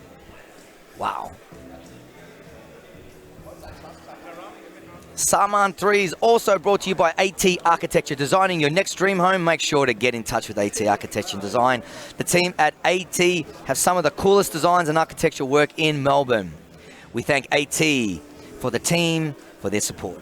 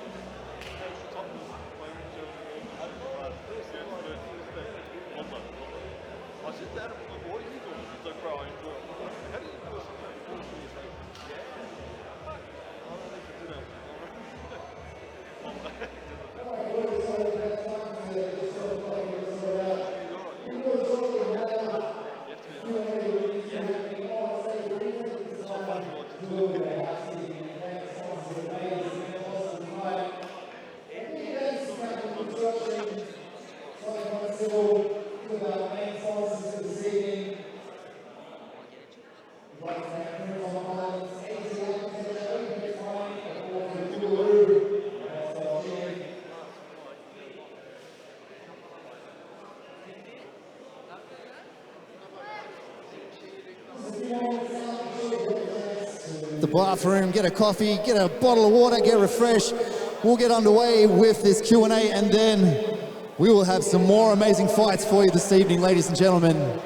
But once again, thank you to the Coffee Escape, Sycon Civil and Kaplan Construction Group. Without your great support, we couldn't hold this event here tonight.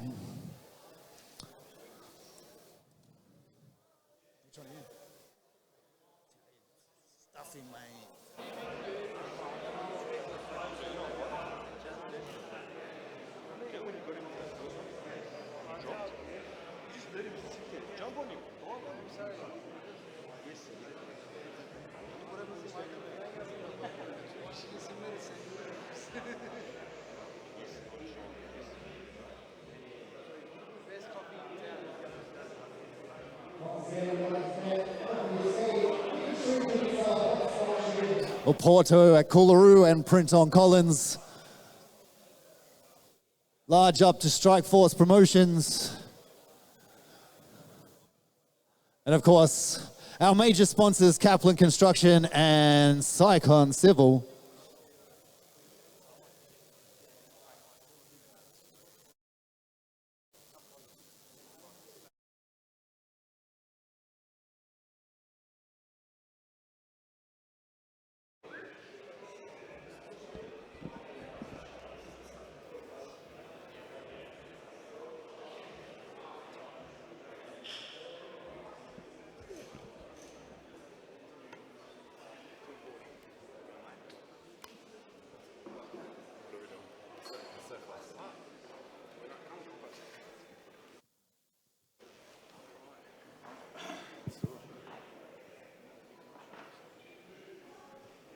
Testing. Woo.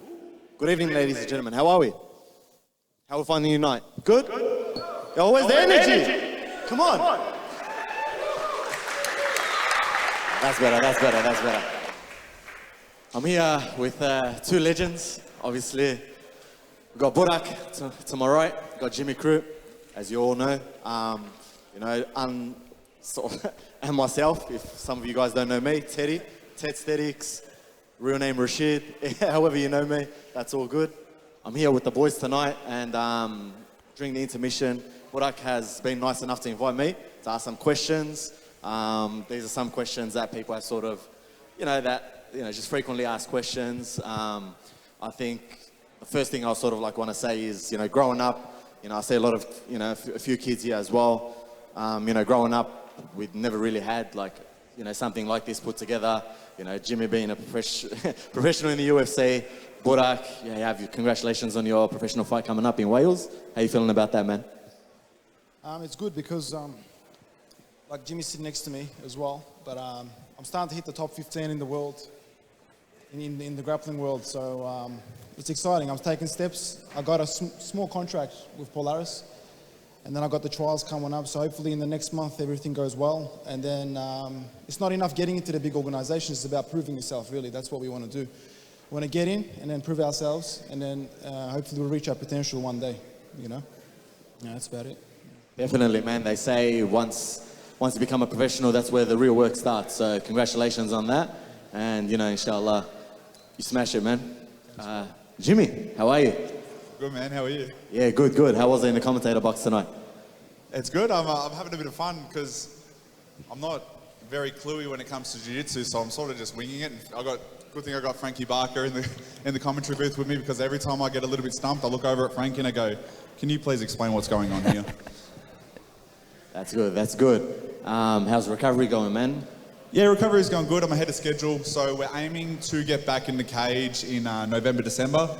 I pretty much figured that I was going to have to write this whole year off and come back next year, but I'm working with Luke Smith and he's doing all my physio, and I'm so far ahead of schedule. He said there's no reason why we can't get back in there in November, December. So I'm very excited about that.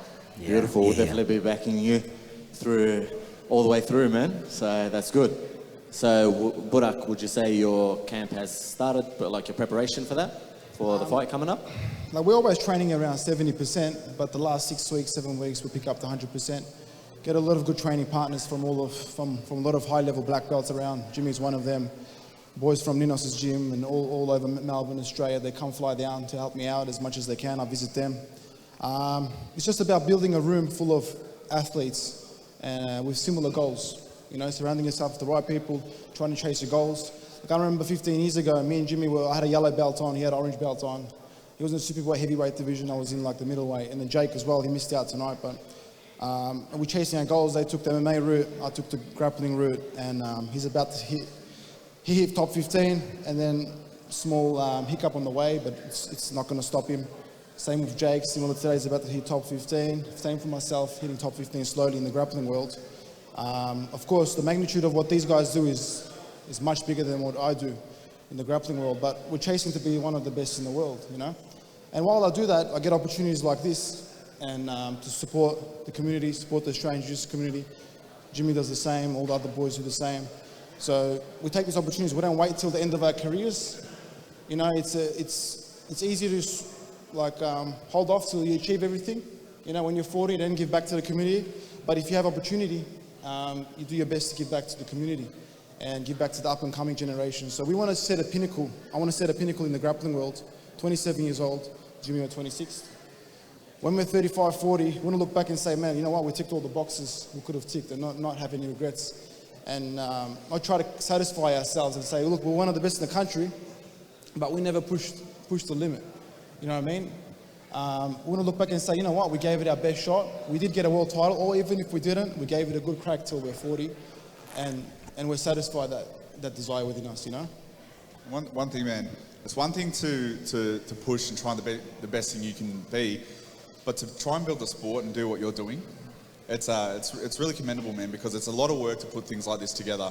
And for you to take time out of your career to build a platform for all these competitors to showcase their skills in front of an audience, you feel like, I've competed on the Sarman Challenge, and you feel like a superstar from the moment you walk out and you make the walk to this mat. So what you're doing, man, is really, really, really impressive. Thanks, brother. Like, it's not just, nothing's possible with one person, you know what I mean? Without a team, you're nobody. Without your brothers, you're nothing. Without people that support you, your network, we're nobodies. You know, we're not even a fly, so in the room, without the support, we like the humbling support we receive from everybody. Like, you're the same. We can sit down and list names that nobody knows about in the past 15 years that it's secretly, you know what I mean, supported you. That don't even need a name drop, you know what I mean? So this sport, if you want to get somewhere, you can never get anywhere alone. So it's all coming together, not from me. It's about the support and the network I have around me, you know? Beautiful. Definitely very selfless of you to be doing it in the prime, or I guess you could say upcoming prime. I think the next question would be, it's been a while since you fought overseas. Are we going to see anything different this time around with a couple of years off of fighting overseas? Are we going to see a different Burak, or are we going to see the same Burak? Yeah, look, I've been traveling the world since I was 18, 19 with the support of a lot of hidden supporters around me. I grew up in a single parent family, you know, and I was supposed to travel when I was 15, 16, and then I started traveling when I was 19 with one backpack all around the world, with no corner, you know what I mean, trying to fight against the toughest guys in the world. But now thank God I formed a team around me to support with a different type of network. So, and I'm more mature now. I have a family. I have a little kid at home. You know what I mean? So more mature, more professional, and it's a job. You know what I mean? For me now, it's a passion, of course, but it's a profession at the end of the day. There's a lot of weight on our shoulders. Of course, the magnitude changes depending. Like it's different walking into the UFC, octagon fighting animals and having actual real fight. It's different obviously, but that weight is very similar. So hopefully I get to carry that weight in the right way, you know? Yeah, definitely. And Jimmy, yourself, obviously being ahead of time, you're trying to push the envelope. Are we going to see anything different coming this time round? Yeah, absolutely. Oh, sorry guys. Absolutely. People don't know I've been injured for a long time now, and I feel like having this forced time off has really been good for me. I really feel like I've improved more not being able to train in the last 3 months just by coaching and watching and learning and listening to people more than I have in any camp, because I don't have time to learn in camp. I'm always trying to push the physicality and trying to be as fit as I can be, where now I've had to take a step back and actually learn how to learn. And yeah, when I come back, I'm going to be healthy for once in my career. And yeah, people go, why don't you grapple in your fights? And it's like, you try grapple on one knee. So when I come back, you can spare some maulings. Beautiful, that's great to hear. And last but not least, we do have a few up and coming fighters, grapplers, you know, people that are aspiring to be on this stage. You know, they're probably going to grow with the competition. Just one piece of advice you'd give to any of the ladies or gentlemen that are looking to get into it? It's like, it's very easy in our sport, and then in MMA it's a different sport, but in martial arts it's very easy to trick yourself, or any sport. You know what I mean? Saying you've made it, or just because you have an Instagram following, or you have this cloud or that cloud, or you have this sponsor or that sponsor. There's certain organizations, if you don't prove yourself in those organizations, you're just tricking yourself, really. So we just try to be as real as possible, try to get out there, compete as much as you can, and then put your name on the line.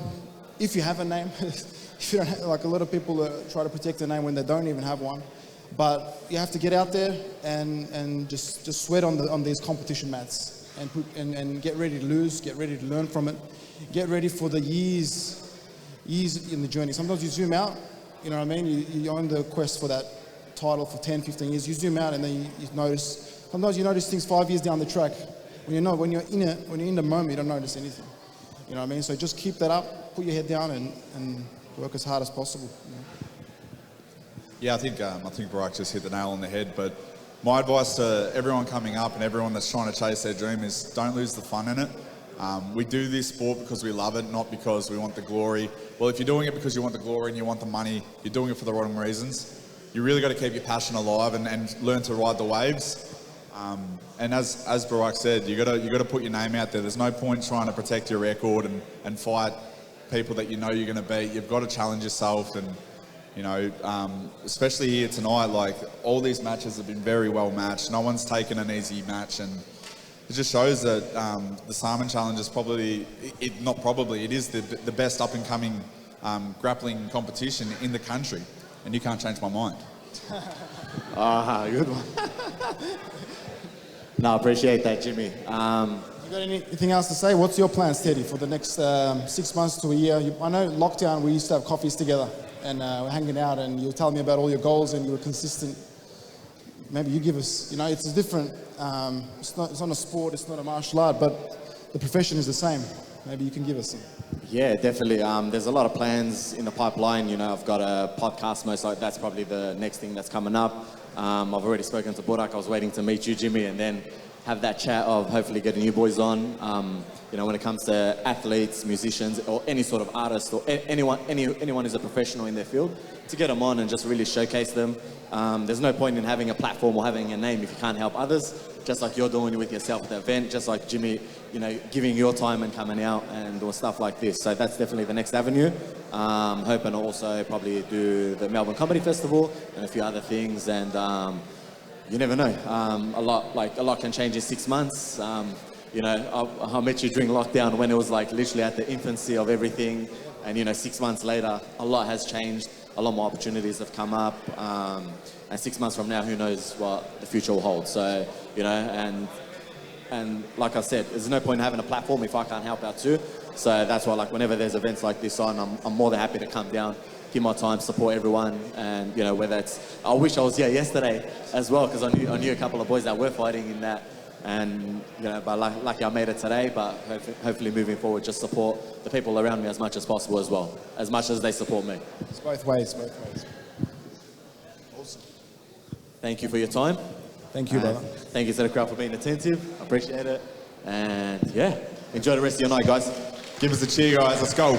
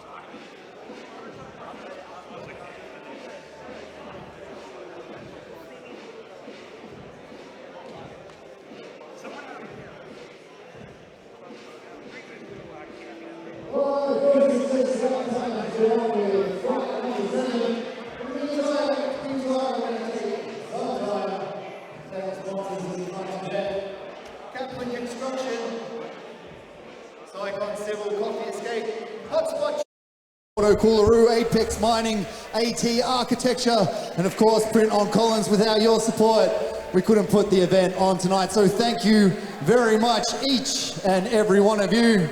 I'm just waiting for all clear to know that our fighters are ready, and we will get back on with the show.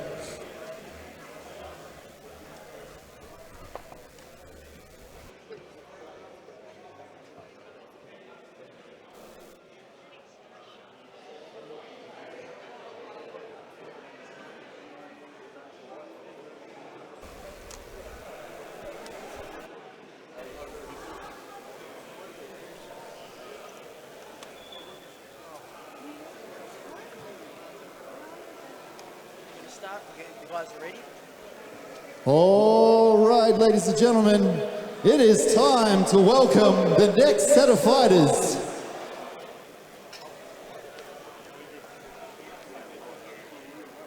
Making their way down to the mats now.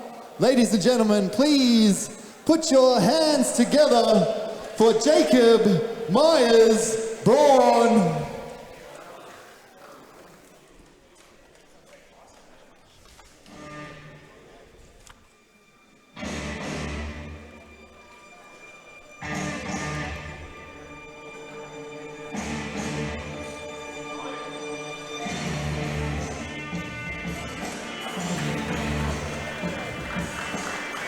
Introducing Jake Myers-Braun, 27 years of age, he's a brown belt, absolute MMA under Lachlan Giles. Also, he spent some time in the 10th Planet System, 93.4 kilograms, AFBJJ National Champ at brown belt, AFBJJ Victorian Champ at purple belt. Jake's got excellent wrestling, he's got excellent leg attacks and back takes, so watch out for Jake to be jumping on legs and backs. This evening, please welcome down Mark Grayson.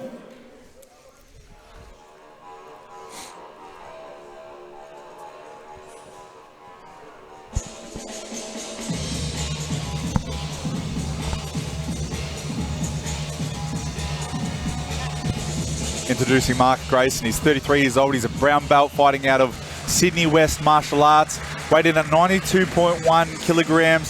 Submitted absolute black belt Jeremy Skinner with calf slicer twice in 1 round. And pulling off a one-handed toe hold in competition. So this guy is very, very creative. I seen him warming up upstairs, and he looked cool, calm and collected and ready to handle business. So this should be an interesting match. Yeah. I love watching big boys roll.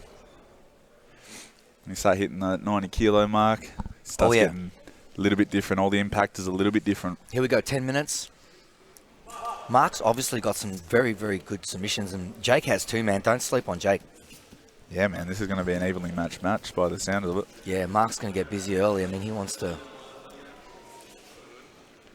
get a piece of Jake as soon as possible. Did you say Jacob came in and did a bit of work with you? Yes, he did. He spent about 5-6 years training with us. Oh, perfect. Yeah. To brown belt, and he's been spreading his wings since, and he's always competing. Seasoned competitor, always training, always taking up challenges. We'd love to see it. Yeah, whether he's in shape or not, he's always having a crack. He just he never says no to anything. I love that about him too. So he's very competitive, and he's very curious, and he's always up for a challenge. So this is perfect. Suman Challenge 3. It's good to see Jake on the mat.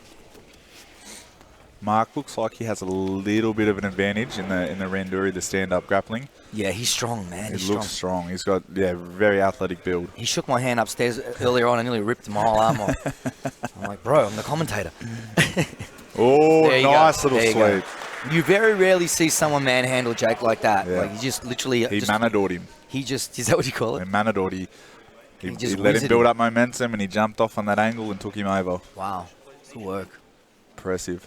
That was technique. That wasn't brute strength. That was all technique. Wow. Good timing, huh? Yeah, it's all timing. All right, now let's see what's happening. The boys have finally hit the mat. 9 minutes left. Jake's got a shield in. He doesn't have the right leg in, though, so, he has to get up. Straight back up. Yeah, if you don't have a half guard clean, and you're just inviting him to pass. He's trying that inside sweep. Look at that little back half plex. Yeah. He ends up in a great position here. I love being in half guard. I don't mind being on half guard at all when I'm on top. It's just good to sort of consolidate your position on the ground, and then when you're ready to go and you've established that you have a good position, then you can start working to pass that. Yeah, Jake, this is Jake's weak side half guard, but he has a really good transition from here, usually for a normal plata. So let's just, and considering that Mark is looking that body lock pass on that left-hand side, look for Jake to try and turn this into a plata attack. Let's see. I love to see it. He's showing underhook, but make no mistake about it. If he has a shot at throwing that right leg, he will. Yeah. How do you set up an omoplata from half guard? Well, you can use that to start to peel out your bottom leg. Yeah. Because if you can get that right leg up and over the front of his left shoulder, it's he can like start rubber guard sort of thing. Yes, he can start threatening with it, which makes you back up. Yeah. And then you can get the foot in front of the face and then push off it like we call it like a crowbar effect. We stick the foot in the face and use that to help pry a stuck leg out. Yep. That's the thing. We've talked about this all night. Sometimes the setting up of the submission, you're not even looking for the submission. You're looking for gaps. And He's trying to look at that violin. Okay, he's trying to set him up for a violin sweep here, but Jake knows that once those hands come apart, he could throw his shoulders to the right-hand side. And see, he's bringing that right leg up. Yeah, you know what you're talking about, Look, Frankie. let's just see. I mean, it doesn't always pan out, but he's got a two-pronged attack set up here. He's got that violin sweep set up. He's just got to get that right butterfly on the inside to make that work. But if Mark opens his grip for a second in the passing, his shoulders in a bit that stride. left shoulder is exposed. Kind of like exposing the heel on heel hooks, Yeah. Let's see what happens here. Jake's pushing real hard for that underhook too, so he may not be thinking about that plata at all. Mark's nearly got his left hip pinned, so It's going to be hard to get moving when your hips are pinned to the ground. You see it forcing but the back up. Here is a little bit different. Here you can Now start he's getting a little bit of momentum going. Jake's getting his right Ooh, butterfly look in. at This this. is dangerous. This is very dangerous. The shoulder. Okay, stepping up on that foot. Watch Jake to try and use that butterfly to get This up. is Ooh. really good stuff. Forces him to back up. This is the Yeah. thing. If you've got that kind of danger from your back, the guy has to make a decision to either go forward. People are scared to commit on top once That's you start right. showing things. That's my point. That's exactly my point. And although he didn't have a lot going for him, he just created the situation that a bit of anxiety for Mark on top to want to go, you know what, I'm going to reset here. Yeah. And he did the right thing by resetting, Of because course. sometimes you get that stubbornness and that ego to try and push through. And sometimes you just got to take a step back and reset and go back to work. Exactly. You've got 10 minutes, use the clock. Yep. He's jumping on that foot. Ooh. He's going to look for a wrestler's pass here. Yeah, he put a bit of a fake on that right leg, on that left leg of Jake's, trying to use it to pass, but Jake was all over it. Back to full guard. Let's see what Jake does from here. Hard to see from this angle, but he's got that violin sweep. It's called a shoulder crunch. That's making it really, really hard for Mark to posture up, isn't it? It is. He's got to be super careful. And all Jake needs is to get stressful. his left butterfly inside. Excuse me, his right butterfly. Okay, see how he's stepping up on that left leg? If Jake can time it to put his right butterfly in, he's going for a ride. It's a sweep. Yep. But I can't see from this angle, and there's no screen. Yeah, it's hard to pick him sometimes from the commentary booth. Yeah, here we go. Oh, he just reached down inside his Double guard. He's underpass. lucky that he didn't get a triangle thrown up on him. He might sense that Jake might be a bit tired trying to get some air. Yeah. And that's a good time to start going underneath. So. Yeah. But It is risky, but you if gotta- if the guy doesn't feel super strong right now, you know he's not going to get up on your shoulders. Yeah. It's a risk, but it's a calculated risk. Jake's got that. And he did have good posture when he did it. I will stand Yeah. corrected on that. Okay, so Jake's got an underhook on the right. He's got a butter half on this side, so he's looking to set up a sweep on that side. If Mark tries to backstep out of this, it could be a problem. He could switch his hips here. He could definitely switch his hips. Yeah, what do you think about not having that underhook on that side? Do you think it's going to stop that at all? Is that going to hinder his pass? Look, there it is. There it is. There's the sweep. There it is. As soon as he moved in that direction, he opened up. Here we go. Jake on the attack. Front headlock. It looks like Jake's been waiting for his moment to build momentum. Of course. A guard Smart. player, yeah, man. A guard player will be as patient as ever because you just need one or two opportunities. And now Yeah, we you see Jake on start top. stringing some moves together, start building momentum, and when that momentum starts, it's hard to get it back. It is, and he's got an underhook on that side. He's got top half. Jake is very dangerous here. Jake is very So dangerous. Jake's going to go for that knee through. Yeah, he's gonna the knee switch cut. of the hips. Yep, you can see him with his butterfly inside to start. Is he going to go to mount or is he going to go to side control? Well, he's got an underhook on that far side, so he's going to use that. He might end up going to the mount and setting up an arm triangle, I but he like might he might pass first, and then look at a CBD style mount, which is like inserting a butterfly to split the knees and go to mount. We'll see what he does. Let's see. He's got a far Mount, armbar transition there too. If he can knee cut, let's see. I feel like mount's such an underrated position in jiu-jitsu these days. So here we go. Here we go. He's getting on that omoplata. He's keeping stepping up. busy here. Yes, he's setting up that armbar. Mark's in big trouble here. Jake's in a he's good going for the spot. armbar here. Oh, he pulls out. Nice. That was nice. slick, though. That was really slick, and really slick by Mark to get out of that. Wow, that takes a lot of energy too. You know, look. Yeah. Hey, listen, it's 3:44 left. Jake's been hanging in there like a champ off his back, trying to set up some violin sweeps and got one in the end there. He's got to know, though, he's only 2 points behind, so he's got to start. He's really got to start building his momentum here because you don't want to lose a match when you built your momentum and you're 2 points behind. Yeah, absolutely. You've got to score those points somehow, some way. Well, Jake is a master at finishing with 3 seconds to go. Oh, He's really? done it. Yeah, he's done it many times. He's on a guillotine here. Mark's strong here too. Jake's got to be Ooh, super that is careful. tight. He's going to try and use it to pass, but Jake puts the His head out there butterfly nicely, in. Yep. Used his hips to elevate. Uses his hips to elevate, pops his head out. That's a very well-trained defensive posture there. And he's in butterfly. So it's great defending, but you've got to try and defend and get to a strong spot, right? Yeah. You can't let... If you get out of something, you don't give your opponent a chance to breathe on it. Sometimes it's hard, man. Sometimes it is so it's hard. It's so hard. You know? But bite down and go sometimes. Yeah. So Easier said than done 2:45. because you can always run into something. Look at the scoreboard, Jimmy. Tell us what it says. It's 4 to 8. What did you get a point there for? I didn't see. I'm not sure. Oh, he good takes him takedown, down yeah. again. Oh, he's hurt his ribs. It sort of okay. looked like he landed funny in his knee, but it didn't look like he grimaced or anything. Yeah. Oh, that knee to the throat. I like that. I love it. That's nice and dirty, I and I love it. like it. Yeah, I love it. I love that. There's knee plenty on of the room neck. in jits to start to add in some vicious sort of maneuvers like that. Well, I don't think they are vicious in appearance, but I think that when a person is very strong and they're fit and they're really prepared. Their frames are so impenetrable. Sometimes they can be so difficult. Yeah. So what you need to do is you need a little bit of pain compliance, right? So we put in a little bit of, the knee on the neck, the elbow into the rib, into the chest. You have to try and make the move. I like if I go to north-south front control. I love just drilling my hip into their eye socket. Absolutely.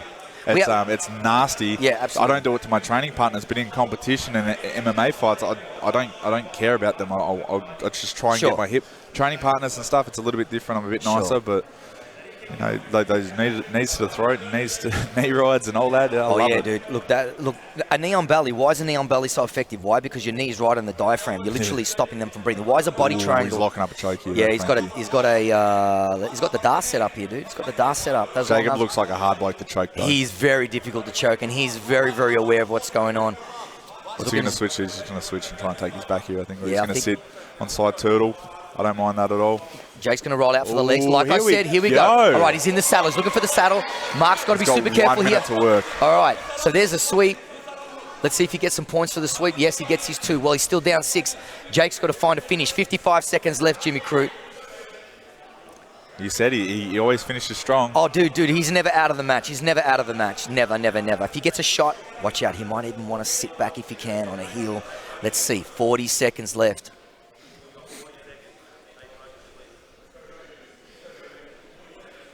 He's got such a, even though his hips are up so high, he's got such a really nice tripod. He's passed 30 seconds. This is plenty of time in jiu-jitsu.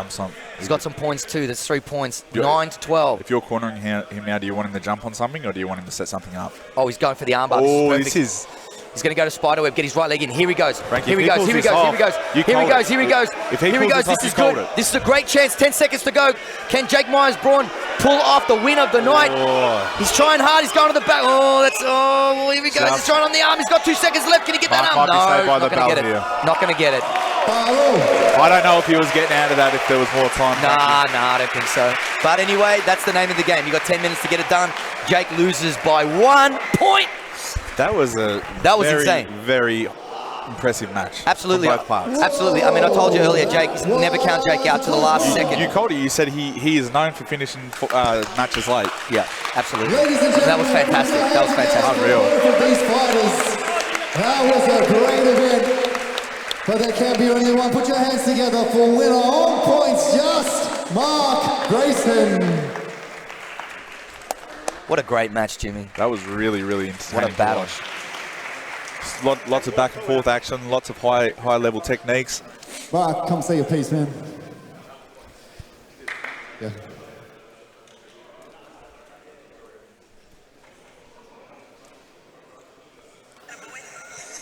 Mark, just tell us a little bit about the end of that match where it really just started to switch around. You have a game plan coming in, and what happened towards the end there? Obviously, I was looking for the submission. I knew Jacob was tough coming into that. Before I get into that, thanks a lot for Luke and Taylor for coming down. I knew Jacob's tough. He's had some really good matches on this show. I can't wait to see him have another match on this show. Obviously, I hope the crowd enjoyed that. But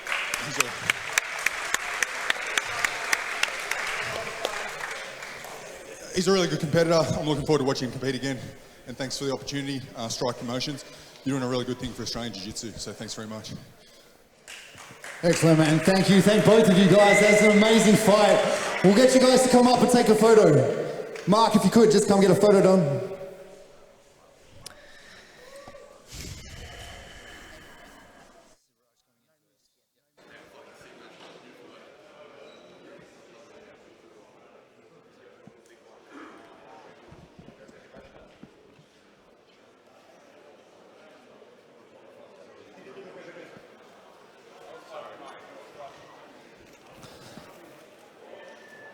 Hands together, ladies and gentlemen.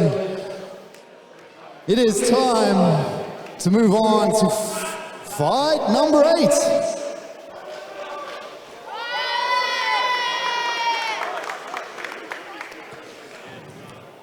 Ladies and gentlemen, put your hands together for Sarman Sufi.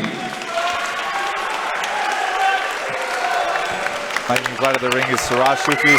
24 years old. He's a black belt. He trains out of Australian Elite Team and Complete Martial Arts. He weighed in at 80 kilograms even. He's a 6-time Pan Pacific champion, 8-time Victorian state champion, and an 8-time Australian champion. And my word, ladies and gentlemen, this guy might be 80 kilos, but when he's on... Opponent for the evening, put your hands together for Jun Park. So when he's on, he's one of my hardest rolls, and I've got 25 kilos. Oh, man, no joke. Man, I've been watching this guy train for a while, and he's just got his black belt, and he's on fire, dude. Animal. He can put him up with any black belt in the country, dude. Yep. In the world, actually. He's going to give him a roll of their life. He's Watch. so young, too. Watch, yeah. Okay, his opponent is Jun Park, 23 years of age. He's a brown belt, training out of Gracie Baja under Julio Guha. Weighed in at 77.1 kilograms, AJP Continental Pro, first place. IFBJJ Sydney Open, first place. Multiple AFBJJ competitor, first place. This is going to be a really exciting one. Every time Siraj competes, I just love watching it because this guy's so talented. If he is on, he's a handful for anyone. I don't care who. Also coaches out of Complete. He owns his gym, Complete Martial Arts. He's been out there once or twice, and it's a really nice setup. So if you're ever out near Complete, make sure you pop in.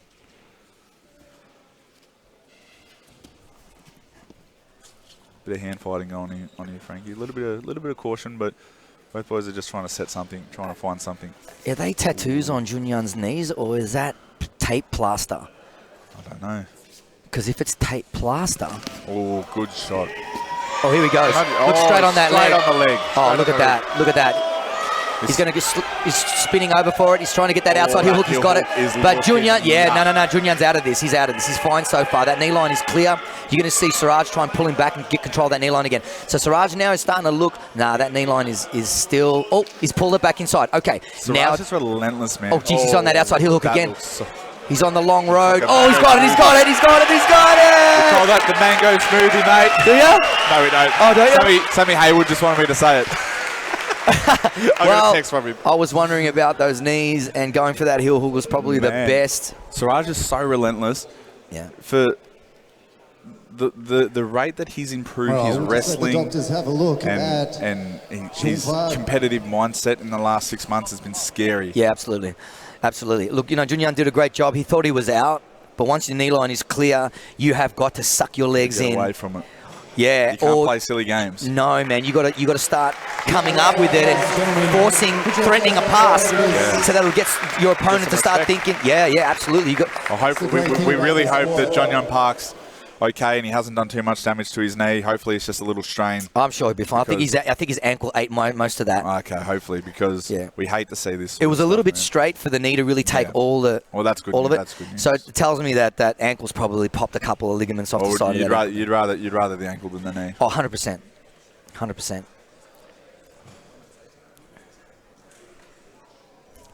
That was a very 1 minute and 2 seconds. Well, Siraj wasn't mucking around. Once he had that shot, he went straight onto that single X position, got the fight to the ground, exposed the heel, went after it, wasn't successful straight up, but then he sucked it back in again. Look, that leg entanglement, leg fighters are like a vacuum. Yeah. You got to be super careful. You have to anticipate that your leg's going to be sucked back inside. Yeah. So you have to be so good at pummeling in your free leg or your secondary leg and starting to create some kind of safety, and then go from there, come up, or re-pummel or re-counter.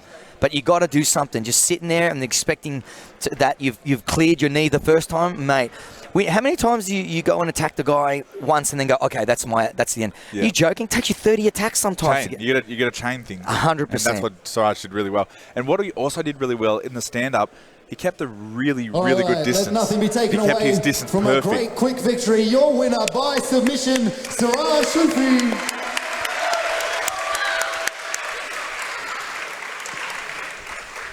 Siraj, walk us through, man. There's nothing to say. I just want to say thank you to Burak. Thank you to Jun. Jun is going to the Worlds in 3 weeks, so I hope he recovers well. And I don't like doing that to people, so I'm sorry, forgive me. I hope I let go of it as quick as I can. Burak, thank you for putting a platform for us to get better, competitively better, and show our jiu-jitsu. Some of you might have seen the boa. and saw I got robbed. So I just want to call out someone who's a coward. Oh. Ooh. Quiet down, boys. I've got to talk. I've got to talk. He got asked to fight me here and he refused. I got disqualified for him doing this.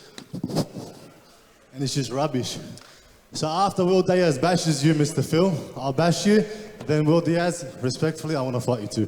Peace. What a man. Siraj, mate. Man's all about his business. Well, bit of and bad if you had blood seen there. that match, did you see that match? Yeah, I saw that. That was ridiculous. That was ridiculous. I didn't know what was going on there.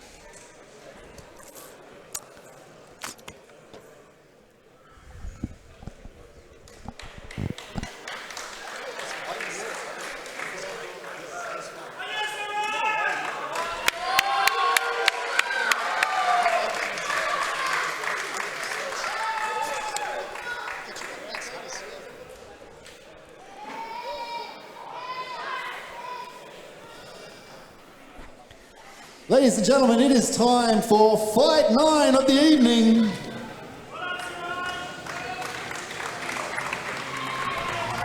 Put your hands together for our next fighter making his way down to the mats. We have Ali El Kahir. Making his way to the mats is Ali Al Kahir. Doesn't have his age here, but he's a brown belt. He's training out of Sydney Wrestling Academy. Doesn't have his weight, he doesn't have much info on him, but I know if he's training out of Sydney Wrestling Academy, this man is legit. That probably means he does work with Jaden Lawrence, and my word, he might be one of the best wrestlers I've ever trained with. Wow.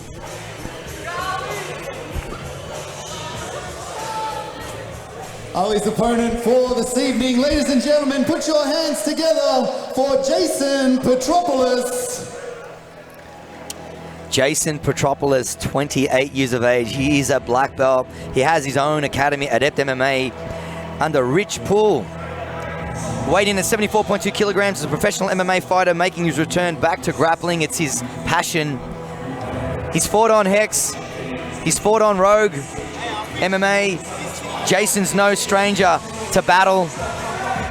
I've seen him have some incredible wins. I've seen him have some crushing defeats. He always puts a smile on his face. He's always in shape. He takes his training super, super seriously. And by the way, this soundtrack that you're hearing right now is Jason Petropoulos' own music. So check that out. He looks like... Dude, this guy's like very steel. strong kid. He's a strong kid, and he's got really good wrestling. And he liked the fact that Ali is a wrestler. Yeah, he said he wanted someone to go after him. Yeah. So we might see him on his back today. It's going to be interesting to see if he is on his back. I love the respect. Absolutely. I absolutely. This is going to be fire. This is going to be fire.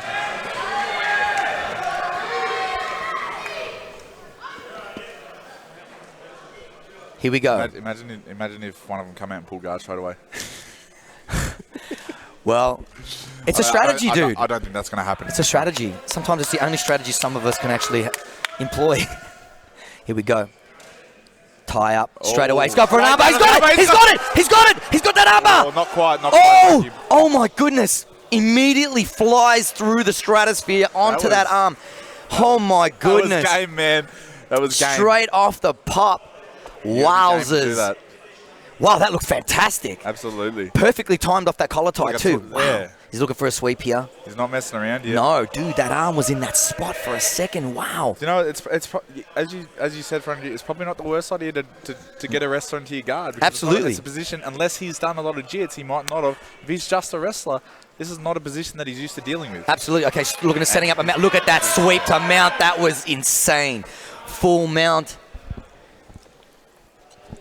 Wow, Jason Petropoulos is not wasting any time. He used that overhook to sweep like a champ all the way to the bank. Okay, it's 8-zip, 9 minutes left. Jason Petropoulos is no joke. Oh, what a beautiful escape. Ali escapes, gets on top. That is proper wrestling. Well, here we go again. Here we go again. Jason's in his spot. He's got that overhook. He's going to use it. Oh, he's got that Americana on there too. Oh, finger pop it. That's that Frank Miller. Oh, he's going for the legs. He's jumping on this side. Heel hook. Petropoulos on the run. Ali's running for his life. Roll. That's interesting. Fighting the legs. I got hit in the balls. Oh. Cold time. What's the jiu-jitsu standpoint on nut shots? What's the story on that? Is that do you get like timeout or you just have to fight on? Nah, surely you get timeout. Why? Because you get in the balls. Okay. No, I'm just asking. I suppose if it's not a hit, like it's just part of the body landing on it. Everyone can hear us. Yeah. Wow. We'll talk about it. Maybe I should talk a little bit more quietly. I was losing my shit there for a second.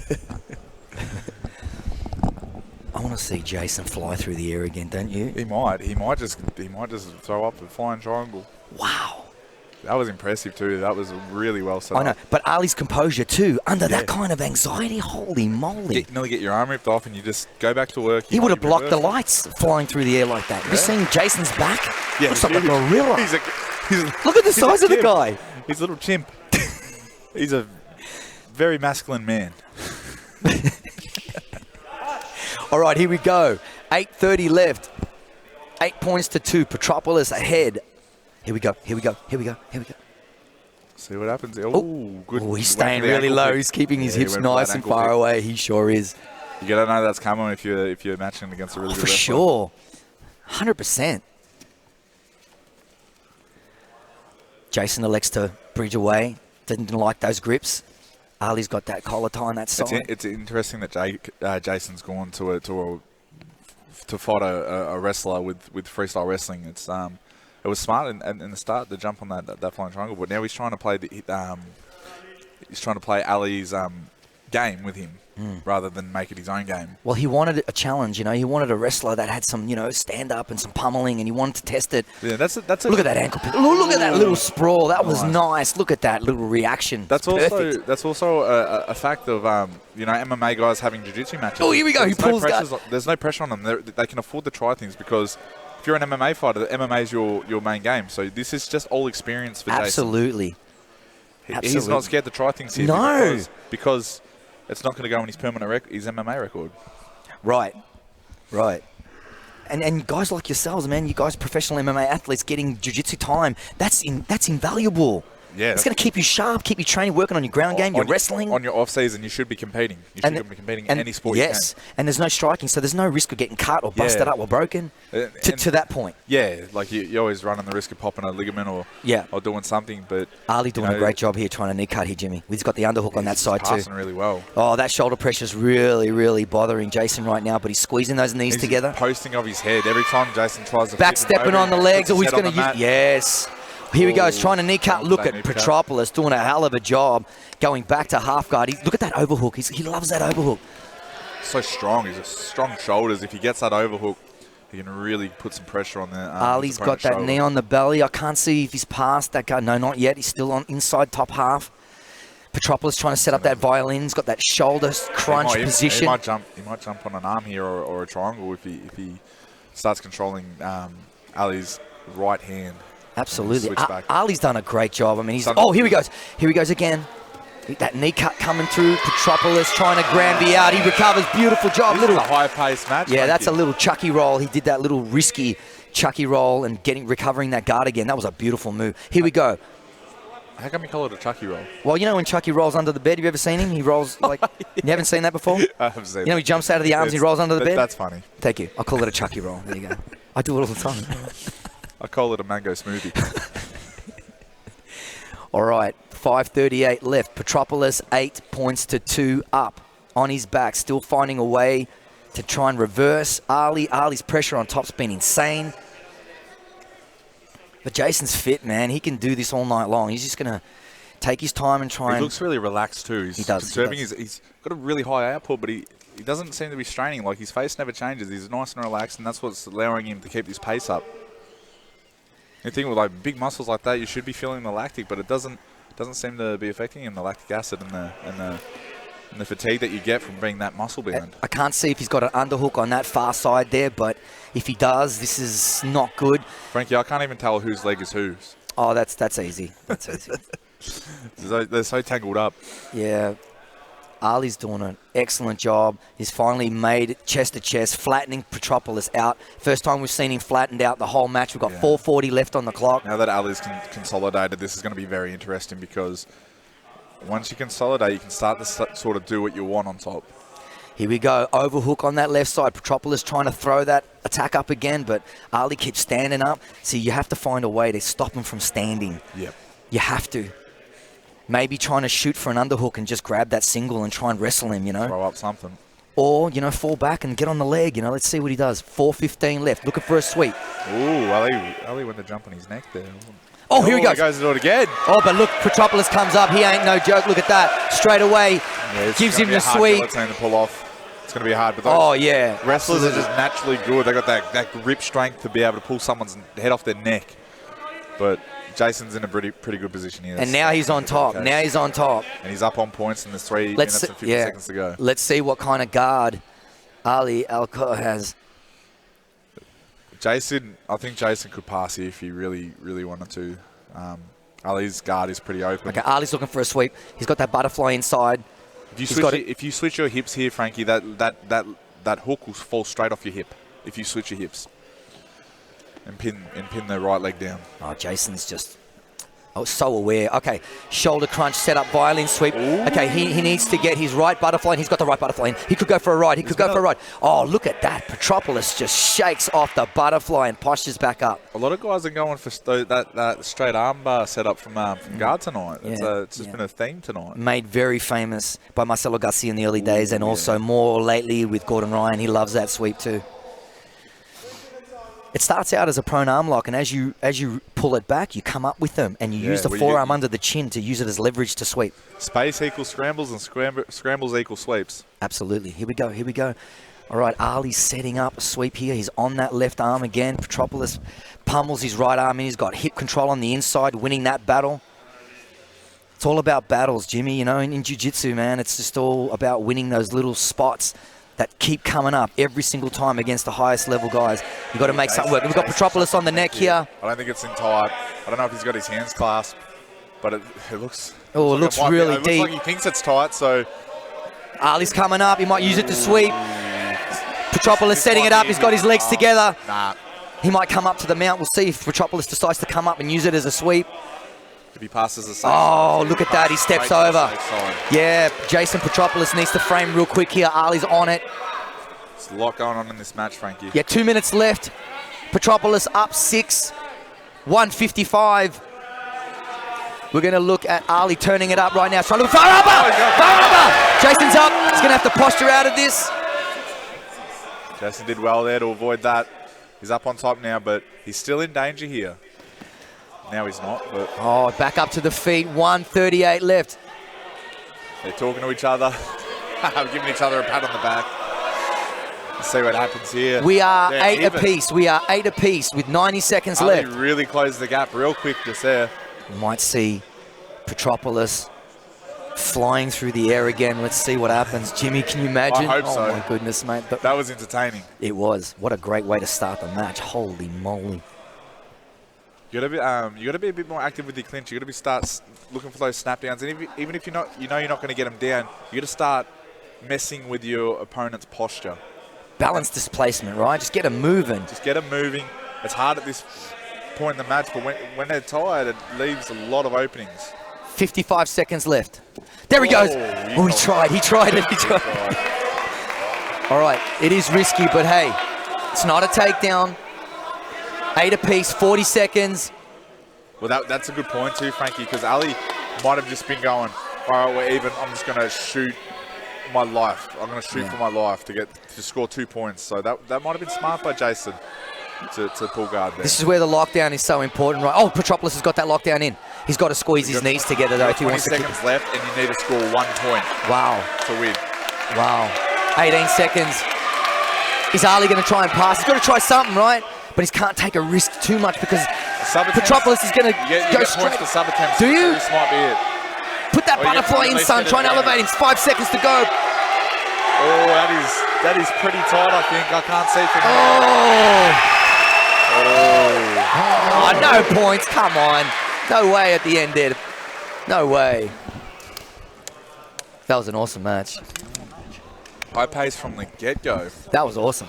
I might start my next fight coming out with a flying armbar like Jason. Ladies and gentlemen, what a great match. Unbelievable, really high level. Super entertaining. Both boys did an incredible job. Yeah, Jason Petropoulos, what a competitor. Fired up. Yeah, man. He loves to compete. That kid loves to compete. He's really built like a chimp. Rest decision, is that what happens But here, there Jimmy? can be only one, ladies and gentlemen, your winner by advantages, Ali Alkay. It is what it is. Congratulations to Ali. Awesome pressure. None of those boys should be. No. I mean, if you lose a decision like that, it's disappointing. But We'll just go with Ali. Congratulations, man. Great match. Talk us through. Did you have a plan going in? What was it? And did you get to execute it? Not really. It's a lot longer than I thought. Obviously, you guys can tell. I thought we were going to wrestle a bit more. And then I got a bit shocked with the flying armbar. But that's what you got to expect, you know. And he's got excellent technique. It's hard guard to pass, you know. And it's just good game from his end. Really think he done enough to win. Ali, it was a really close match. It was great to see you back here at the Sarman Challenge. Thank you very much. I just wanted to thank Martin here for coaching me and being here. And I want to thank my coaches back home, Lucas Canna and Mario Tabak. And then my friends will come out from Sydney to come support. For putting on the show and the boys. Every time I come to Melbourne and I'm here, I feel like I'm at home in Sydney. And what I want for people to feel is when they come to Sydney, they can visit Sydney West Martial Arts and Sydney Wrestling Academy, my BJJ Westside, and feel like they're at home too. So whenever whoever's from interstate, you guys can feel welcome at home when you're in Sydney with us. Thank you very much, man. Cheers. Jason, man, that was just a great fight, bro. I know that's like your first time back on the mats in a little while, yeah? How did it feel getting back in? Feels so much better. I fucking hate getting punched in the face. So I had a good time. I'd like to thank Barack for having me on the show. I took this fight on 7 days' notice, so I'm not in the shape that I'd normally like to be in, but I just like to put on a show, try and entertain everyone, and put Adept MMA on the map. Excellent, man. You certainly did that tonight. Thank you very much. We'll get you a bunch of photos. Yeah, say your piece. Barack, I know you're giving people bonus money for match of the night. If you say our match isn't match of the night, that's biased, sir. I'm expecting some bonus money, yeah? All right, let's get some photos. Quality shot. So we can get this show rolling. We got the co-main event and the main event still to come.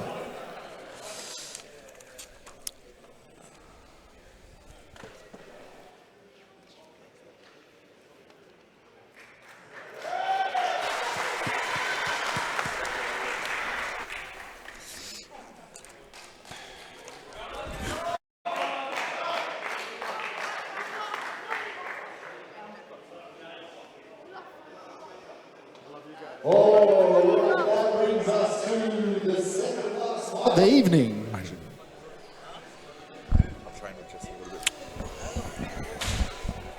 Ladies and gentlemen, put your hands together for our next competitor, Daniel Schwad.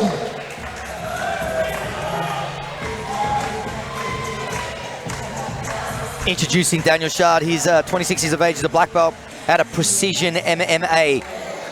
111.5 clicks. ADCC trial silver medalist, bronze at Worlds at brown belt, no-gi, open weight, Victorian state champion. I have been watching Daniel compete forever, since he was just a little puppy in jiu-jitsu. And now he's big time, he's a black belt, entertaining, dangerous. For a long time. His leg locks, fire, dude. Yeah. Jess Smith. Making his way to the mats is Jess Smith. He's 31 years old. He's a black belt. He trains out of Nakama Bazoon Jiu-Jitsu. Weighed in at 97 point. I just got poked on the nose by Tommy Gunn. Sorry, guys. Weighed in at 97.5 kilograms. AJP Japan Grand Slam champ, Pan Pacific champ again, and Australian national champion. And I've got a bit of working with Jesse in the past, and he's very technical. I've competed with Daniel in the past. He's very technical too. I think Daniel might have a little bit of a wrestling advantage, but man, make no mistake about it, Jesse Smith can surprise you on the feet, and he does everything properly on the ground, and so does Daniel. So this should be a very, very close contested match. Absolutely. I've seen these guys competing together for years, and Yeah. they've had some epic matches. Absolutely. And I'm sure this is going to be just as epic. We hope so. We love epic matches here. Sure. And we've had a lot of them tonight. Yeah, this is great. This is actually interesting, Jimmy, because there's no cage in front of me, so it's just like, it's really interesting. It's like I'm watching Those a bit of pesky cage posts that always block your vision. Yeah. See if Jesse, I think Jesse might decide to pull guard. Well, he does give up a bit of weight to Dan- Daniel. That's for sure. Daniel's got some pretty sharp wrestling. He sure does. I think you think of him just as a jits guy, but he's obviously been working really hard on his wrestling, and I think it surprises some people when they get in there with him. He just looks strong too. 100%.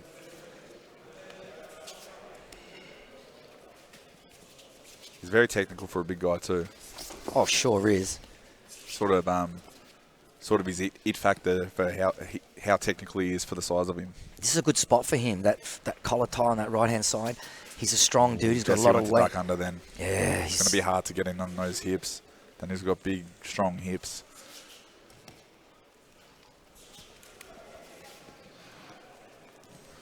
Jesse seems to be working something. He knows what he's looking for. He's just waiting for his opportunity to jump on something. So we'll see what he's actually looking for. It looked like he wanted to do that duck under, but it's going to be hard because ooh, a little arm drag attempt there by Daniel. It's starting to heat up.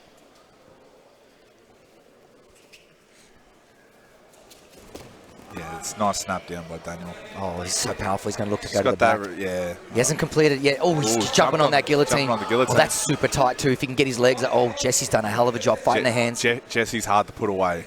Jesse's very hard to put away. If Danny can put him away, that'd be. Trying to peel, He's going for the for it. Peruvian necktie. Don't talk to me about Peruvian neckties. Peruvian I neckties got amazing. PTSD. Look at that. He's got that crucifix set up. He's going to roll over his left shoulder. Here he goes. There's the roll. He's got the crucifix. He's got the handcuff. He's got a big strength advantage here too. He sure does. You know, if he can just. Jesse's got to just try and wear him out and get him tired, but it's hard on the back foot. You know, recently Daniel had a match with Jake Myers at 10 Plains South Melbourne. They had a tournament a couple of weeks ago, and they had an awesome match. And Daniel, in the end, was able to get the victory by a heel hook. Now he's in a crucifix position behind Jesse Smith. I mean, this is very dangerous. Nasty, it's hard to come back from this. Oh, dude, if anyone can do it, it's Jesse, because Jesse is very technical and he doesn't make too many mistakes. But Daniel just seems to be a step ahead of him tonight. Jesse's trying to get his head to the ground, and if he can back roll over to escape. You can see he's trying to get his head to the ground. He could also just turn in and jump on his hips and sort of bear hug him. And his right arm is completely jacked.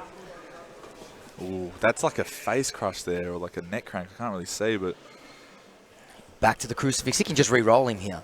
Daniel's pinned that arm. This is a very unpleasant place to be. He's going to look for that inverted triangle. He is. He's elected to go back to the crucifix. Jesse doing a hell of a job, just staying composed in this. Yeah, it is. It's hard to stay composed here, and he's doing really well. And he could end up on top in these scrambles. It's hard to do, but it's possible. There's been a few opportunities where Jesse could roll in and end up on top. But yeah, you know, Daniel's locked up that arm really well. I know, and Daniel can also take his right leg out of there if he wants an easier control on that arm. He's doing a hell of a job there. But ideally, you want to have your right leg out and your left leg over the top of the elbow. Yeah. And figure four-ing your legs, so there's really no escape for that right arm. But right now, he might be looking for an arm, but he might even try and lock that arm out with his legs. It looks like it's... Oh, Jesse. It's hard because Jesse's... He knows what he has to do, but to turn in... Oh, he's got 5-0 control on that far arm. He's got the neck isolated. Let's see. He elects to take it out. Well, that just shows me that maybe Daniel's right arm's getting a bit tired. He's going to try and work his knuckles under the chin. Jesse's got to be real careful here. You know, another thing that Daniel can do is see his left leg how it's just dangling there. What you can do is you can sit it between the legs and hook the inside thigh. So then there's no escape. Yeah. Is there many attack options, though, once you pin someone down like that? Or? Well, you can go to a rear naked choke as well from there. Yep. But the thing is, you stop his mobility. His hips are completely pinned if you have that right leg. This crucifix position works really well with the gi because you can start choking with the lapel, and MMA because you can just hit away. No gi, it's hard to sort of get things off from here. It's possible, but it's a lot harder. You think he's going to transition to the arm? I think he might jump up on that armbar, maybe. Maybe. He might be getting tired as well. But right now, Daniel's working hard here. Look, he's grimacing all the time. It ain't easy. But I know Daniel. Here we go. Daniel's got a very good gas tank. Yes, he does, and he's been here before. Yeah, and he's feeling good. One of the most experienced grapplers. Maybe if he tries to go for this choke from this position rather than on his back. Yeah, you could flatten him out here. Because with that 5-0 wrist control on that far arm, you can really get that grip on that chin and start to really leverage off that far shoulder. If you look at... if you got energy to stick your tongue out, you should be working. You reckon? He's been at work. He's been working hard for 5-6 minutes, and he's only up 2 points. You would, if you watch this match, you would think the scoreboard was way blown out, but it's not about just dominating. You got to score your points too. But he's not really giving Jesse a chance to even get any momentum going, and he might have his back here. So if he can get that, those are the points that he wants. He's already got the arm incapacitated. Jesse's right arm is still... And hats off to Jesse, man. Those arms must be so tired right now, hanging on to that and defending his neck and his arm the whole fight through. 4 minutes left. Jesse could end up on top here, but yeah, Jesse... he's setting up that triangle. Here he goes. We've got that triangle set up now. Let's see if he can finish. He's going to grab their head with 2 hands and this pull is up going to be hard to put away here, but... Well, he's got the triangle locked on the wrong side. We call this a goofy. We call this a goofy triangle. But Jimmy, trust me, if you know how to close the show from here, it's just as effective. Yeah. You got to use. So in other words, what he's got to do is cut his left hand on the inside, wrap around the right knee, sit up and squeeze, and it takes away the space that the arm would usually use. Here you go. Okay, or you can use it. Right yes, now. Or you can use it. Oh, but Jesse's done a great job. Jesse's the posture here up really well. Wow. And this is an opportunity for Jesse to score some points. Absolutely, he could get a pass out of this. He's got to get his hips lower than his head and drive up with his legs. You can't lift the triangle off with your back. You've got to get your legs underneath you and lift up in like a deadlift. He's not out of the woods yet. I mean, he's out. He's going on the legs. Okay, here we go. Oh, well done. Good awareness on the legs. Here we go. And see what Daniel did. He lost the leg attack and came up. Yes. That was really And he's up 4-0. That's the key. It's so important. He chains really well. Chains his techniques together really well. It's okay if you're losing a position, but come up with it. Come up with it. Was another low blow, was it? No. 2:55 left.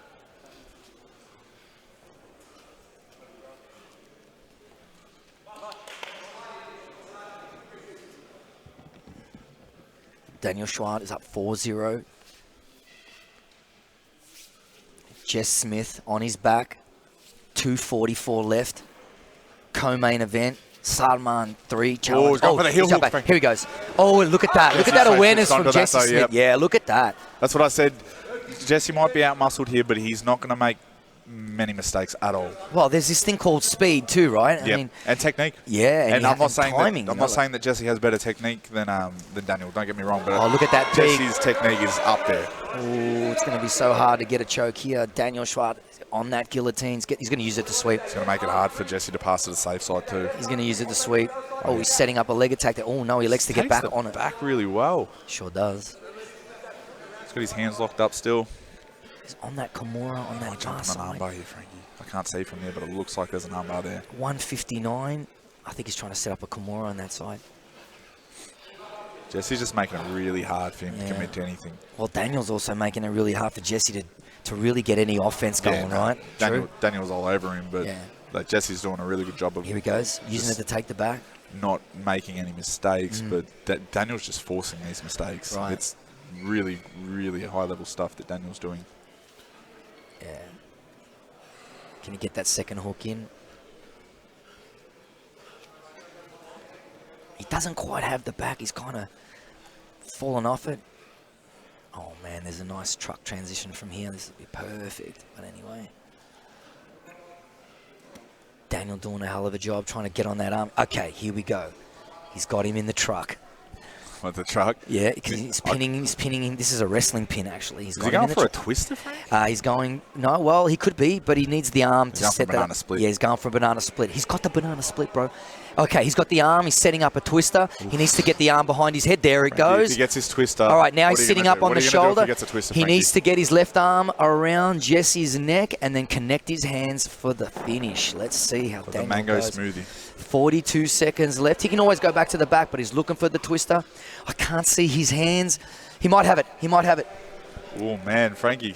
I'm going to lose it. Frankie's going to lose it if he pulls off this twister. He's looking for the banana split. The leg's right there. If he stomps on the gas, he's stepping on the gas, trying to split the banana split. 25 seconds left. I don't feel like I'm needed for this part, Frankie. I think this is all you. Jesse's doing a great job. See how he's stomping on that outside leg? He's doing an excellent job there. But Yeah, Jesse's got no quid in him, man. Jesse's got no oh, he's quid. going for the twister. He's going for the twister. He's got his hands together. He's got to stretch it out. He's put his hips. Oh, he's going to the back now. Yeah, nice. He's going to the mount now. Yes, beautiful. That's the thing about the truck is that you got so many options to keep offensive. I mean, look at this. You'll have to he's teach gonna me get to do that. Yeah, no problem. Well done to Daniel. Wow. That was a very impressive performance by Daniel. Wow. Very impressive. Look at that. That was a strong truck play. That was a beautiful transition. A great match. It's a shame I couldn't see what was going on with the hand play. The hand fighting at the top would have been nice to... It looked close, though. Yeah, absolutely. That was wild. Disrespectful jiu-jitsu only. What's up? Hey, Dan. Come walk us through, man. That was a great match. Saw you using the smother there a bit to try and open some things up. Tell us about the fight and if you got to stick to your plan. Well, I wanted to do the most rude shit I could do. So a bit dirty that I didn't get 600 points for all the 800 little some other taps I tried, but yeah, had to defend it. It's advantage for sure. Brazil, anyway. But then I tried to, just do a bunch of crazy shit. So tried to get the smother tap, thought it was really rude. Tried to get the calf crush, the banana split, the twister. Tried to just throw the kitchen sink. Yeah, it was for you, baby. Mwah. But yeah, love disrespectful jiu-jitsu. It's the funniest shit ever. So I think it makes it entertaining. Like, it's a little bit slow when I was on the crucifix for like, what's that, like 45 minutes basically. Jesus. But no, I had a really good time. Great job, guys. Dan, thank you so much, man. No stranger from the Sarman Challenge, a great competitor. We love to see you. Jess, come speak a piece as well, my friend. That was a great match. Tell us a little bit about your plan going in there and the troubles that Dan presented along the way.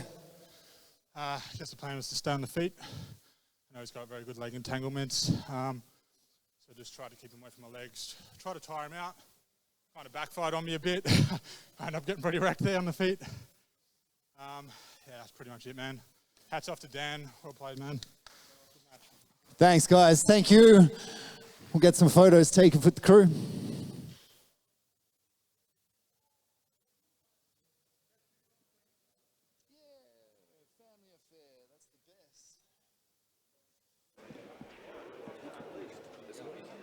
Yeah, very impressive performance by Daniel there. That was really high level stuff, and he just got ahead and kept ahead for the whole match.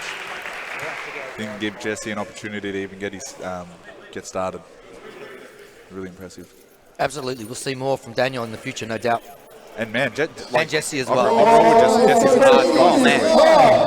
For the main event of the evening, let's get some energy in here. Let's get your hands together and bring out the first fighter. Welcome down, William Diaz. Making his way to the mats, William Diaz. He's 31 years old. He's a black belt out of Perth Martial Arts Centre. He weighed in at 87 kilos on the dot. JJIF World Champion, World Pro Silver Medalist, Brazilian National Bronze Medalist, and an Asian Open Champion. This guy is very accomplished, and we can't wait to see him go to work tonight. Absolutely, Will Diaz. Man, this guy is amazing. He's one of the best jiu-jitsu practitioners in the country, without a doubt, for a long time. Yeah, been around forever. This evening, please welcome down Philip Kemp. Introducing Phil Kemp. Black belt under House of Kemp, Fighters Express. 85 kilograms, multiple-time Pan Pacific State and National Champion. I've trained with Phil before as well. We've had a few rolls here and there. He's very strong on top. His top pressure's pretty good. His passing is outstanding. He has some submissions from the top, obviously. Recently, we haven't seen too much action off his back. I'd like to see what he can bring to the mat tonight. Will's going to be definitely testing him on his back for sure. I see Will putting him on his back. Interesting to see what Phil's game plan is going to be tonight. It's a very, very high level match here, isn't it, Frankie? Absolutely, absolutely. We love to see it.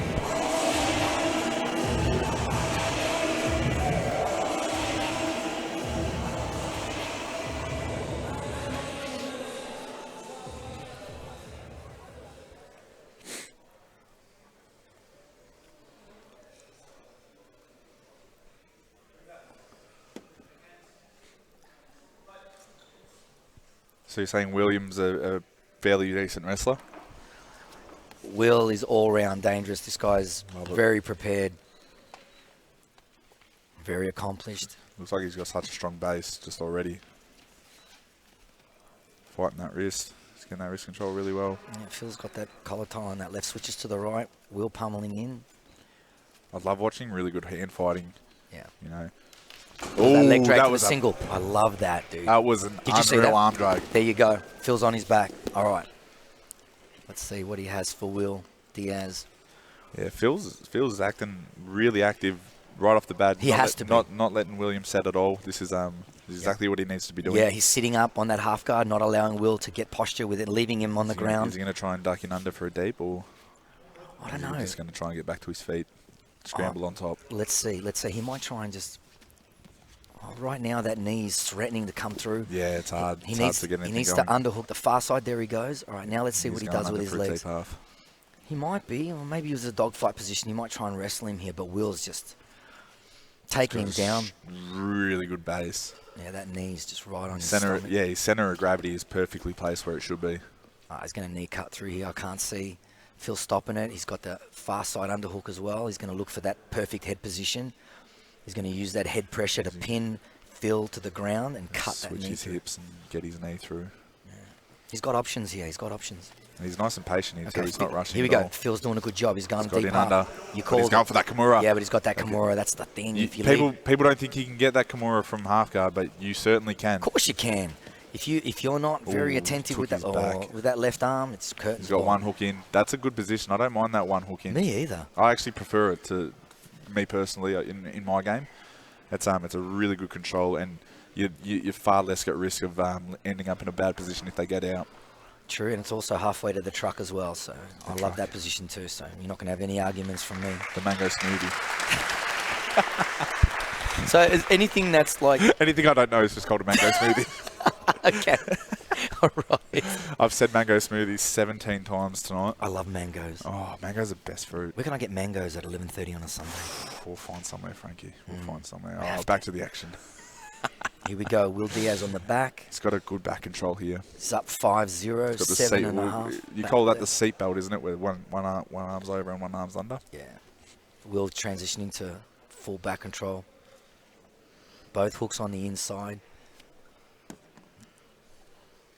Will Diaz up 9-0, 7 minutes to go. Phil Kemp's got his hands full, but he's doing a hell of a job trying to hand fight, leg He's pressing. going to jump on that arm, Frankie. Well, he's doing a good job. He might look for a dance here. If he brings his right arm around Will's neck, he can use He can't, it. and he can't jump on that arm because Here he Phil goes. is controlling the wrist really well. That's a great strategy. Here he goes. He's Going body forcing. triangle. Yeah, he's forcing. Oh, look how he pulls that leg up. nice. Look That at was that really transition. quick Yeah, he thinking. goes. He's going underneath, looking for that left leg. Will's onto it. He staples that leg to block that leg bar attempt really well. Yeah, Phil Kemp doing a hell of a job. He's inverted here. He's got that K guard option there too if you want to see him lifting those hips full guard. Phil Kemp, well done. I think Will would be a little bit annoyed the fact that he was able to allow him to go to full guard right now, Jimmy. I mean, it's not going to bother him, but Yeah, he looks pretty. it's like, pretty damn, content. I had top half. Yeah. You know, when you let someone recover to full guard, it's like a 50-meter penalty in a grand final, you know? Yeah. But he's still 9 points up. Yeah, I know. But you're right. But you know- if you want a flawless performance, Flawless, yes, that clean, flawless performance, you know, just not giving you an opportunity to your partner. But right now, if he doesn't give up a point, it's still flawless. yeah, let's just see how Phil goes here. Let's see what kind of guard Phil Kemp has right now. Man, yeah, Phil's really impressing me with his activity off the back. Like absolutely. He's not taking a break for 1 second, not letting Will consolidate. He's always trying to fight, trying to find something to do, trying to elevate, trying to make a scramble or something. Oh, man, just see Will just step backwards and now he's threatening the back. Sometimes you got to go backwards to go forward. And Yes, that's you exactly sure what Will do. just Look did. at this. What a And he's beautiful back on that. back Yeah. Wowzers. So you don't get points for this, though, do you? No, not yet, because his right hook's not in there, but he doesn't care. He He wants should, he wants to look at a finish. He just wants to continue to maintain control. Look at Just that. dominating here. And dominating against a very, very high level. He's got the far Feels side really, underhook as Phil, well. Phil looks impressive tonight, but he's getting outclassed, and that's saying something because he does look impressive. 5 minutes to go. We're approaching the halfway mark of this main event. Sarman Challenge 3. Will- It's been absolutely epic. Will's not even breathing heavy yet. He's not even breathing. Neither of them are breathing heavy yet. They're both finely conditioned athletes. Absolutely. Got a Z guard here. Yeah, those Z guards are annoying. Yeah, that when you can't punch. Yeah, Z guard's not good in a striking setting. That's for sure. You got to adjust it under the armpit to try and keep him away. If you're going to use it, and it's risky still. Yeah. But in this scenario, this is perfect. It's creating space. It's keeping him off you. It's stopping him from scoring points. I mean, people make money off that knee shield in jiu-jitsu. You know what I mean? Like, it's just so good to set up to keep the guy off you. You know. You can go for it in MMA too. You can go for it for a split second to create distance, but you can't sit there. No, not at all. You got to get moving. The clinch, it's not, a different it's not game. completely ineffective for MMA. Leg drag positions, watch wheel to try and pass. He went to recovers. Ooh, jump straight. He tried to jump straight into the mount. That's impressive. Mate, Will Diaz is looking amazing tonight. This is like a chess match. This is, you know, when people say jiu-jitsu is like a chess match. This is what 100%. This is what we talk about when we say that. What's the weight difference too? We got any weights? Are they around the same? Will's 87 and Phil's 85. Wow, Will looks like a whole weight class bigger than. Yeah, but Phil's very stocky. Yeah. Both are very, very athletic.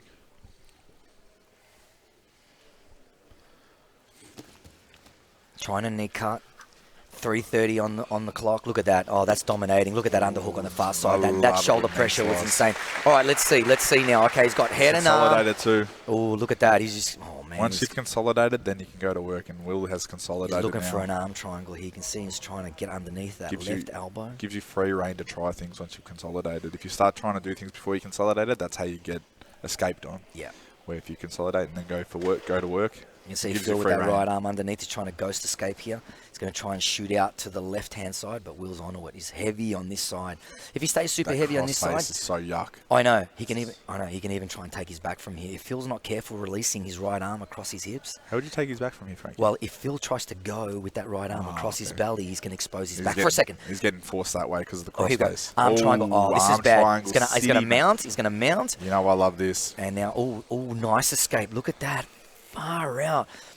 Phil Kemp's defense is on point tonight. Yeah, and he's defending by being offensive. It's really impressive. Sure really is. high-level chess battle, this. Even though Williams dominating with the points, it's been a very interesting role. Oh, deep half again. Let's see if Phil can take advantage of that Kimura. He's going to Kimura again. He's going to Kimura. All right, here we go. He's got that right foot on the inside. Phil's got to be so careful here. So careful. He's going to follow him. He's going to retake the back. You got to use that Kimura. Oh, Phil's running. He's running. Will's still on it, trying to chase the back. Phil's doing everything he can. Watch the mount. Here comes the mount. When you're looking for that Kimura, you got to use that Kimura as a control position. Of course you do. Before you go for the jumping on the submission. And I think Will just made the 100%. mistake then of trying to jump on the Kimura rather than using it as a controlled position. Well, he has the back with the body triangle. I mean, he's right where he wants to be, man. I mean, that's so great about that clinch is that Kimura trap is exactly what it is. It's a trap. Yeah. And there's so many options from there. I'm thinking of it from my eyes, but maybe for William sure. wanted to get his back off that scramble. For sure. Good point, Jimmy. Good point. All right, 140. I'm so impressed by both boys. Oh yeah, Phil Kemp's defense tonight has been freaking life-saving. You see the points here, and it's 20-0, but it's been competitive. Absolutely. Like, don't let the scorecard fool you. This is a competitive role. Absolutely. Will's not having a run over here. Phil's done real well tonight. Okay, he's looking for that old school, so he's going to look at maybe grabbing Will's toes of his right foot. The old school, that's where they get up and on the top rope and walk along and no, jump mate. off, yeah? No, mate. The Undertaker special. Oh, jeez. Mango sushi. Mango sushi. Oh, how good's mango sushi? They are so funny.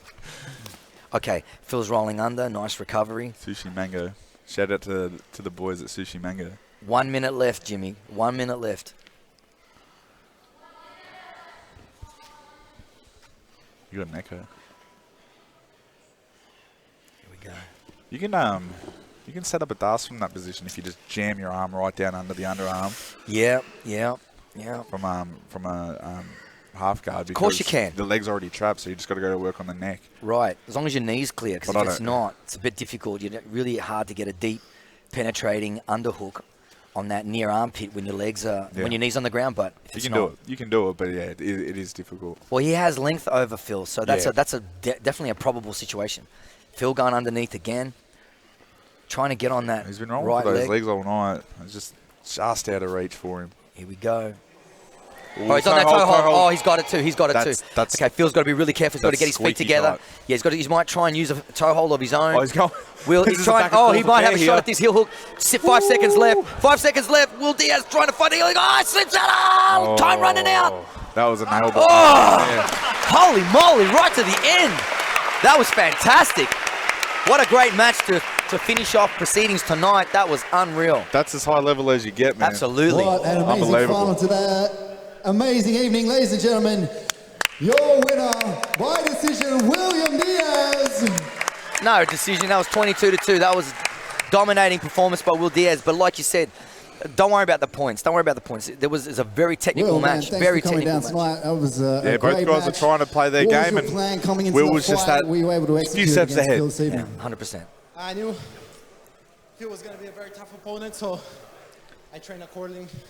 All right, Frankie. Especially with the leg defenses. I think that's it. I think, Thank you very much, brother. that made a big part of the fight. I knew he was going to be coming for my legs, so I was prepared for training a lot, especially coming from the gi background. You know, yeah, I just had to pay some attention to the leg attacks. Yeah, there were a couple of times where he really tried to get underneath you there, but you managed to keep your game executed, stick to his back. Thank you very much for coming down today, man. Yeah, thank you so much for the organization, the guys here putting on an awesome event. I mean, I've been around for a very long time here in Australia. I've competed against the best in the world. And definitely what you guys are doing here is fantastic. And it just takes Jiu-Jitsu to the next level here in Australia. So I'm really glad to be part of it. Thanks very much to my sponsors, Perth Martial Arts Center, Gorilla Chiropractor, Hyperfly Australia. And yeah, thanks very much for my coaches and everyone who helped me to get prepared for this. Excellent, man. Valio, thank you very much. We really appreciate it. Ladies and gentlemen, here we have a... Oh, wait. All right, folks, let's get a piece from Phil here, man. That was a tough fight, bro. You had a game plan. You were trying to get underneath the legs a little bit there. Tell us how it went. No, guys, like what Will's been saying, he's been in the game for a minute. So if you guys don't know who Will Diaz is, she's probably too young for you, bro. But he's been around, and I knew that he was going to have some nice veteran tricks. I've been saying to everyone all week, I'm just super excited and happy to be rolling with a pure jiu-jitsu athlete. You know, jiu-jitsu nowadays is getting mixed up with all sorts of other disciplines due to the cross-training, and rolling with Will, it feels like very real jiu-jitsu, you know, very honest jiu-jitsu.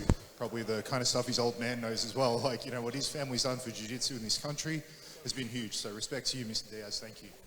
Yeah, it was an excellent match. There was a lot of technical back and forth. The score might not say exactly how it looked from the side, but thank you once again for coming down, Phil. We have a little token here for you as well.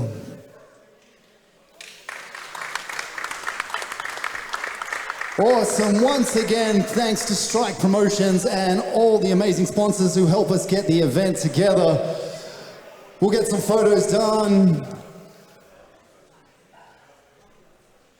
And then we'll get Burak to come say a piece.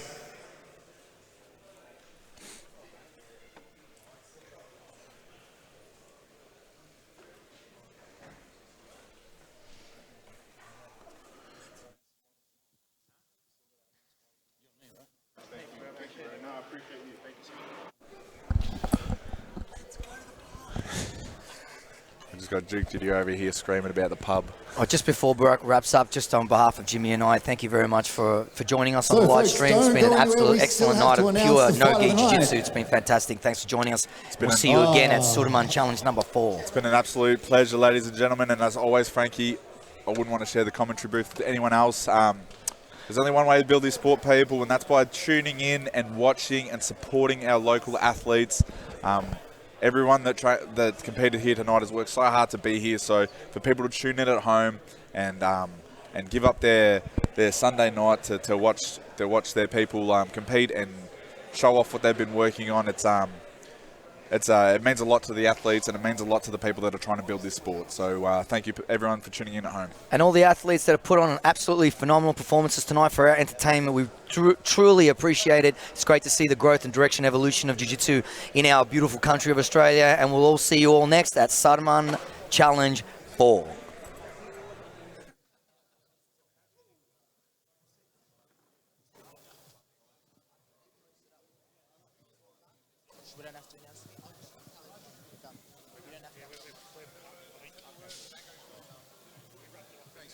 No worries, guys. Thank you so much. Thank you for coming. I really appreciate it.